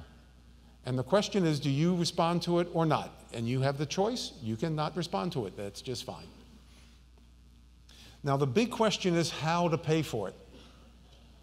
Because it's my sense that the most important transportation investment of the next 30 years is going to be rail transit.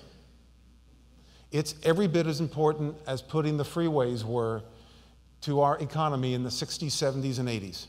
It was essential to put in the freeways. Then it's essential to put in rail transit now. And the big question you say, so, but how can we afford to pay for it?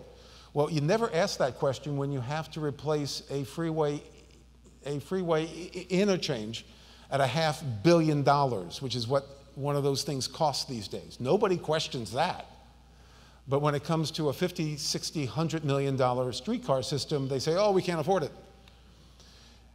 100 years ago, we put in place in this country the finest rail transit system in the world. And do you know who paid for it? Real estate developers. They paid for it. 80% of it was put in place, including the rail transit system that was built here. Keep in mind that 100 years ago, our ancestors were 1/3 as wealthy as us on a per capita basis in real dollar terms. And they could afford to put in the greatest transit system in the world. And so I don't buy the fact that we can't put in the infrastructure that the market is demanding. And it goes back, it's a matter of using what they did 100 years ago and employing a concept that we now call value capture, where the increased value of land along the light rail line or along the streetcar line, a portion of it is captured to help pay for it. That's how the developers did it 100 years ago. We should learn from them. It's not going to pay for the entire thing, but it's going to pay for a portion of it. The other portion is going to be paid for by you increasing your sales tax. That's what's been done throughout the country. There have been hundreds of local ballot measures in this country to put in rail transit in this very anti-tax time over the last 10 years. 70% of them have passed. In these left-wing towns, such as Salt Lake City, Denver, Phoenix, Houston, Dallas, and Charlotte, they're all putting in light rail systems and streetcar systems because it makes money, because the market wants it. The question is, do you want to be in the 21st century or in the 20th century? Your decision. So, one final thing that I just want to end on is the importance of place management. To make great walkable urbanism work, great urban experience, urban vitality, it takes management. And it's generally more than what the city does. And so what we've seen over the years is that, the public sector has a role, the private sector has a role, but really you need what tends to take the form of a business improvement district to help make, say, downtown Cary or downtown Raleigh a really safe, walkable, exciting, festive place. So it's a whole new career. So Let me just end by saying that we thought walkable urbanism was just a niche market 10, 20 years ago, and it was. But today, all the market research and the consumer research is pointing out that the future of the built environment is walkable urbanism. You can choose to participate or not. It's up to you. Thank you very much.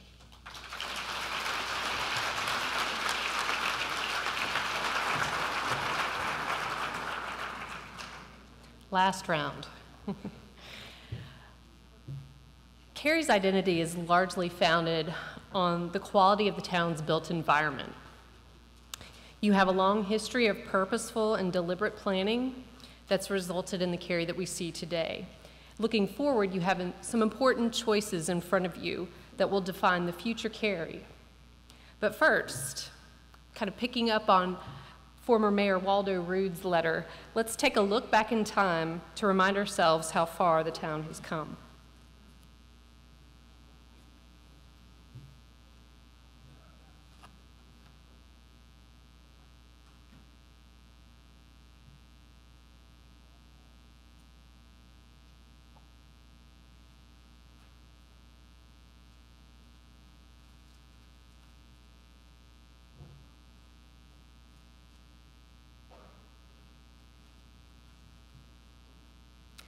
So that brings us to today, 2013.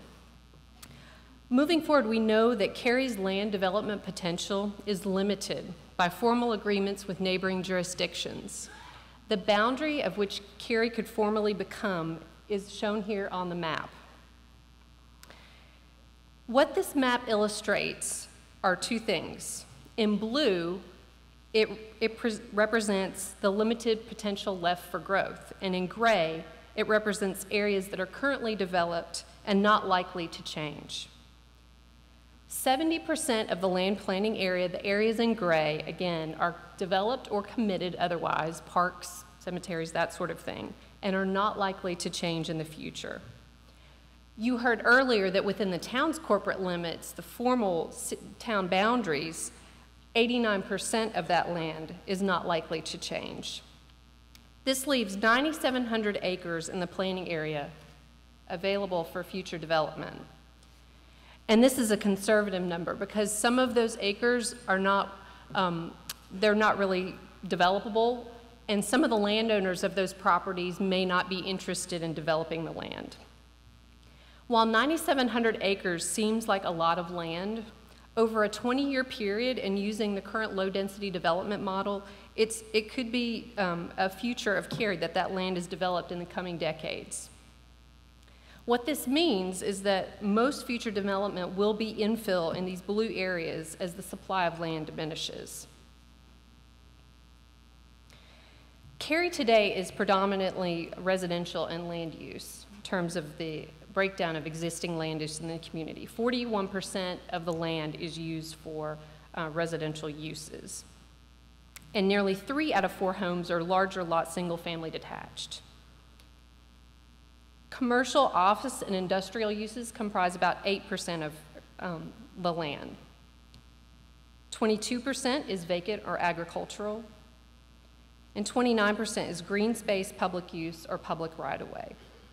And the average single-family residential density in Cary is a ½ acre per unit. This is a wild map, so I'll kind of guide you through what's on here. Cary's strong economy results in more commuters coming into Cary every day than leaving the town to commute to other locations for work. I'm going to say that again because we were surprised to hear this. Cary's strong economy results in more commuters coming into Cary each day than actually leave Cary to go to work. This is called a journey to work flow map, and it illustrates in blue lines where Cary residents go to work and in red lines where Cary workers are coming from. About 18%, that little number in the blue circle, of Cary residents actually work at various locations in Cary. So that 18% are folks that live and work in Cary. Most of the commuters, this is also surprising to us, most of the commuters that are leaving Cary are not heading west or to RTP. They're actually going to Raleigh and to locations east. Improving Cary's pedestrian and bicycling facilities have been a strong focus for the town. These facilities are used primarily for recreation rather than daily commuting. It's estimated that 1.3% of Cary residents walk to work and 0.28 bike to work. Cary's received accolades for being a bike and pedestrian-friendly community, and you have reasons for being so. And while these awards reflect facility and program improvements, they don't necessarily reflect the walkability of the community. Cary's Walk Score, which is a measurement of whether services and destinations and residences are within a walkable distance of each other, the Walk Score for Cary is 38 out of 100. And to help create a comparison, you might be familiar with Cameron Village in Raleigh. The Walk Score for Cameron Village is 77.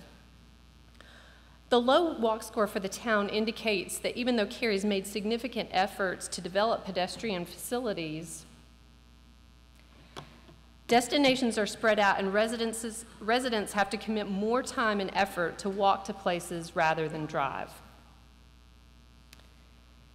Cary's bus transit system, C-Tran, is also an important component in the local transportation system and the local economy. A recent survey of transit riders shows that approximately 37% or more than 1/3 of bus trips taken on C-Trans were taken by commuters going to work. Ridership growth for Cary's public bus service has increased 30 to 40% between 2006 and 2012. And in 2012, nearly 250,000 trips were taken on the system. Surveys show that the system provides very high rider satisfaction on its 6 fixed routes, and the costs per rider have actually been consistently decreasing over time. These trends show us that more people in Cary are using transit, and they're highly satisfied with the service. The Triangle region is currently considering regional rail projects and an expansion of bus transit services. These projects are envisioned to be partially funded by a half-cent sales tax. You heard Chris talk about how other communities have paid for this, that each of the 3 major counties in the Triangle must approve. Durham and Orange counties have both approved similar sales tax increases. Wake County has not held a vote on this issue. The Regional Rail Transit Initiative involves a doubling in local bus services and a new regional commuter and light rail projects to connect the cities in the region. One element of the rail initiative will be 2 light rail systems, you might have heard it called LRT, and the Triangle, those that connect Raleigh, Cary, and Morrisville, and another that would connect Durham and Chapel Hill. Potential plans call for 3 light rail stops within Cary's boundaries. You can see roughly what that line looks like, including a stop in downtown Cary.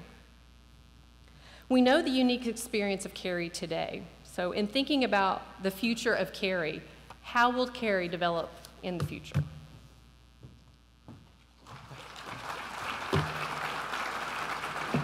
Thank you, Leanne. Keypads, comment forms.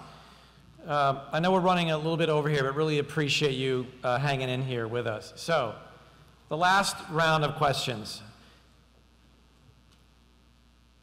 All right, oh my gosh, there's a lot to read on this one. So, question 1, right? Think about where development goes in the future.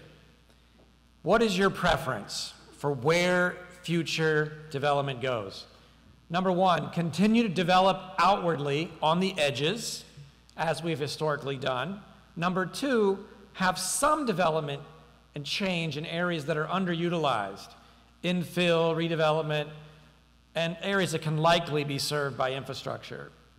3 is having most development in areas that are underutilized, infill, or redevelopment, and can likely be served by infrastructure. Or number 4 is have no more growth. No opinion or not sure. So there are some choices. Really focus outwardly, some inwardly, most inwardly, or no growth at all.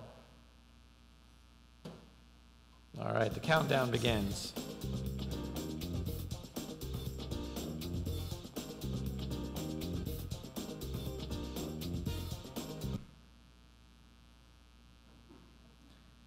Three, have most development areas that are underutilized, infill or redevelopment that can likely be served by existing infrastructure. So 70% about having most of that happen in those locations. All right, question number 2. Over the past several decades, Cary has successfully attracted people and businesses. In terms of the built environment, what is the most important to maintain competitiveness for talent and business attraction and retention? Greater housing choices, a vibrant central place, multiple walkable centers, more walkable neighborhoods, places with an active nightlife, all the above, or nothing is missing. Cary has everything I need, right? That was funny, I guess. Okay, so those are your choices. Housing, a central place, multiple walkable centers, walkable neighborhoods, or active. Okay, so the counter begins.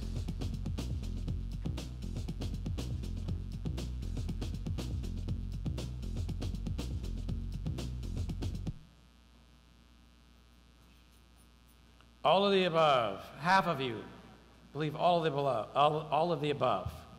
Great, so let's keep moving. Number 3, we are going to put this all together so you can reflect on it more than I'm allowing you to do right now. Question 3, Cary needs more places with integrated mixed uses that are well-designed, distinctive, and environmentally sensitive. So integrated, mixed use, well-designed, and distinctive. What's your level of agreement with this statement?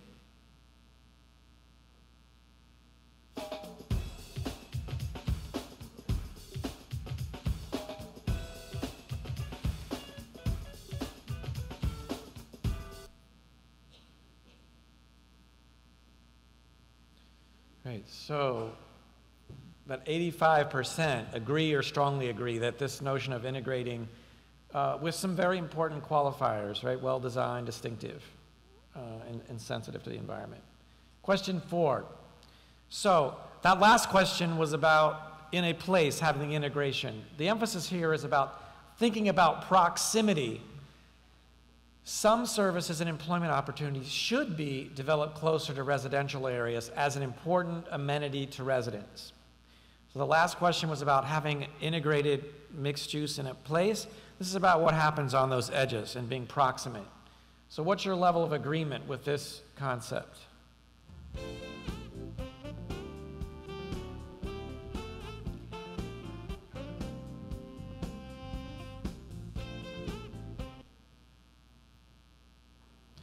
Oh, fairly consistent with the last question, with 81% feeling that proximity is important.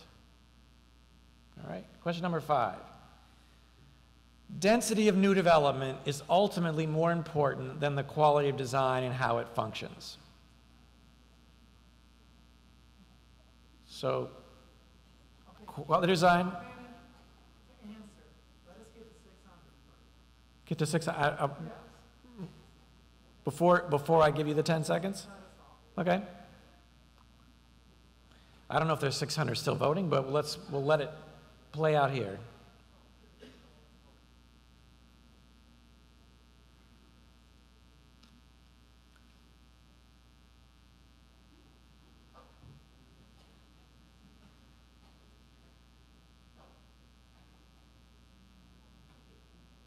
All right, so we're approaching 500. I'm going to go ahead and give you the 10 seconds.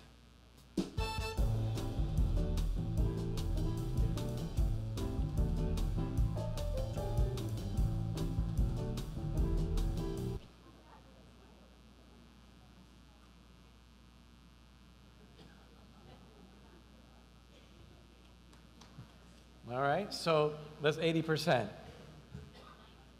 90, thank you. Some of you are still sharper than I am right now. So the density, so design quality is more important, okay? Again, your comments and qualifications on questions like these are important to us, so please use the comment form. Number 6, this is getting about the mobility question. Number 6, how would your travel behavior change if there were more convenient bicycle and pedestrian supportive facilities built in Cary? So think about what you do today and think about what you might do differently if there were more convenient bicycle and pedestrian facilities. Number one, I'd walk to work, shops, and other activities. I'd bicycle to work, shop, and activities. I would take the bus to work, shops, and other activities. Nothing would change for me.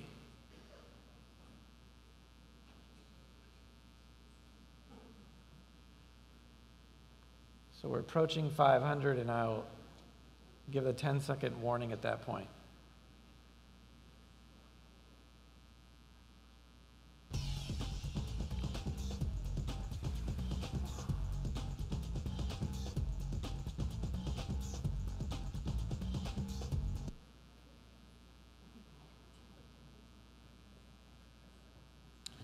All right, so real consensus on this one. So about a third of you, no change at all. But there's also some of you that that you might change if there were some more of these facilities. All right? So question number 7 in this group. Whew. Number 7, which of these approaches is most important for encouraging the use of transit for Cary residents and workers? Right? So which is most important for encouraging the use of transit for residents and workers? 1, enhancing the local bus system, more frequent buses, extended hours, expanded routes. Number 2 is enhancing the regional bus system versus the local system, which was the first one. 3 is advocating for rail-based transit options. 4 is focusing on employer incentives to encourage ridership. The 5th choice is increasing advertising, publicity, awareness about existing options. 6 is, I don't believe government should encourage transit. 7, there's some other approach that you think is important. Or 8, you're not sure. So which of these approaches, there's 6, but you can offer another, or you can have, you're just not sure. But which of these approaches do you think is most important for encouraging the use of transit? So we're at about 450. Okay, the 10 seconds.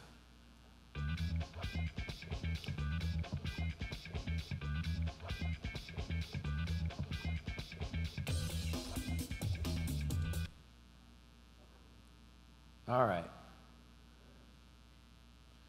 So number 3, advocating for rail-based transit, 37%, followed by focus on the local bus system, and then 2 and 6, the regional bus system, and you don't believe government should be involved. There's 10% that chose number 6.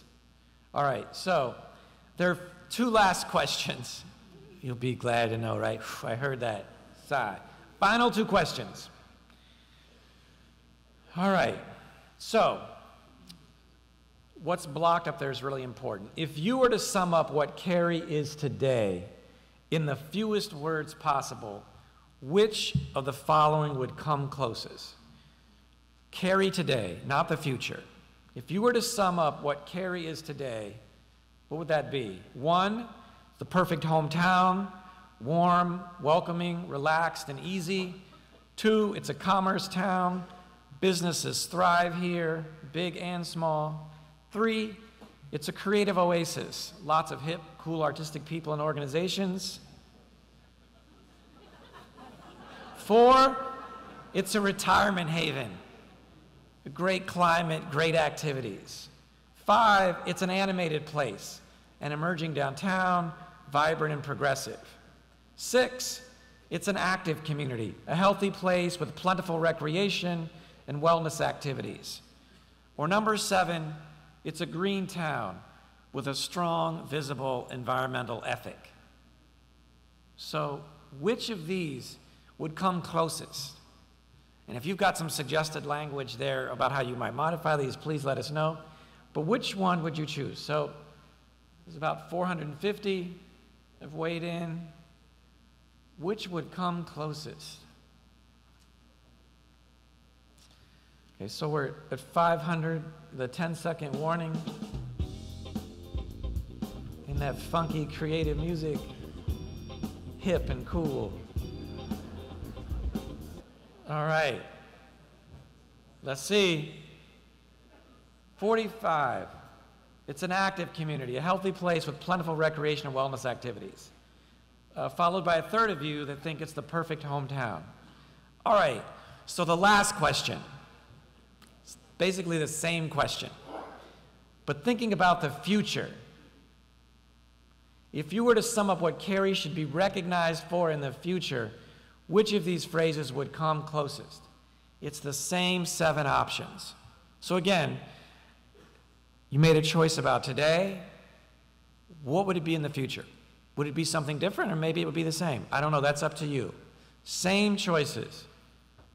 What would sum up Cary in these phrases of the future?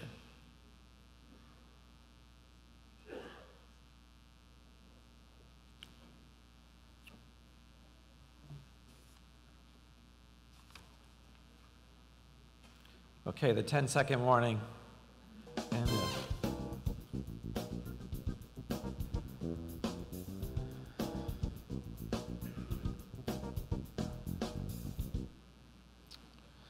And the survey says,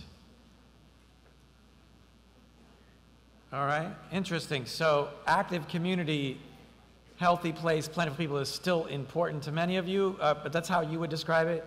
Perfect hometown is there, but this notion about animation and the vibrancy would be different. All right, so that was the last question. Now, what's next? Those extra, oh yes, all of you. And give the table leaders a hand too.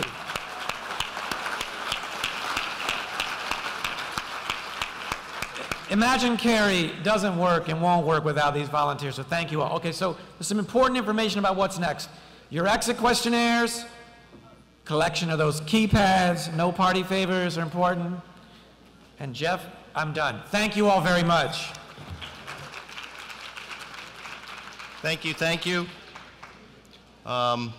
Would you please help me thank Chris and Leanne and Jamie for tonight's program, along with the backup crowd that helps them out on their consultant teams. I was told that I was a little too serious at the front end of this. So I really am hip, cool, funky, and whatever, and if you turn on some dance music, I'll show you. Thank you again for participating in our Summit on the Future and giving us your initial thoughts on how the future might shape up, and we hope you stay involved. Our next step is a series of area conversations in June, so we're still here back in 1, and your card at your table spells out the dates. We've already set these up, so you can check out June 4, June 5, June 11, or June 12. All these meetings will be from 6 to 8 p.m. They'll all be the same, so you can go to the one nearest you or find another one that fits your schedule. And better yet, you will not have to register in advance. These conversations are going to build on what we've done tonight, and it will include other exercises dealing with maps and strengths and weaknesses in our community. So we look forward to seeing you at one of them next month. In closing, we'd ask that you would stay in touch with the Imagine Cary process as we all move forward in this community dialogue. So like us on Facebook, encourage your friends and family and share the news about this process, encourage others to participate, and stay engaged at imaginecary.org. Thank you and good night.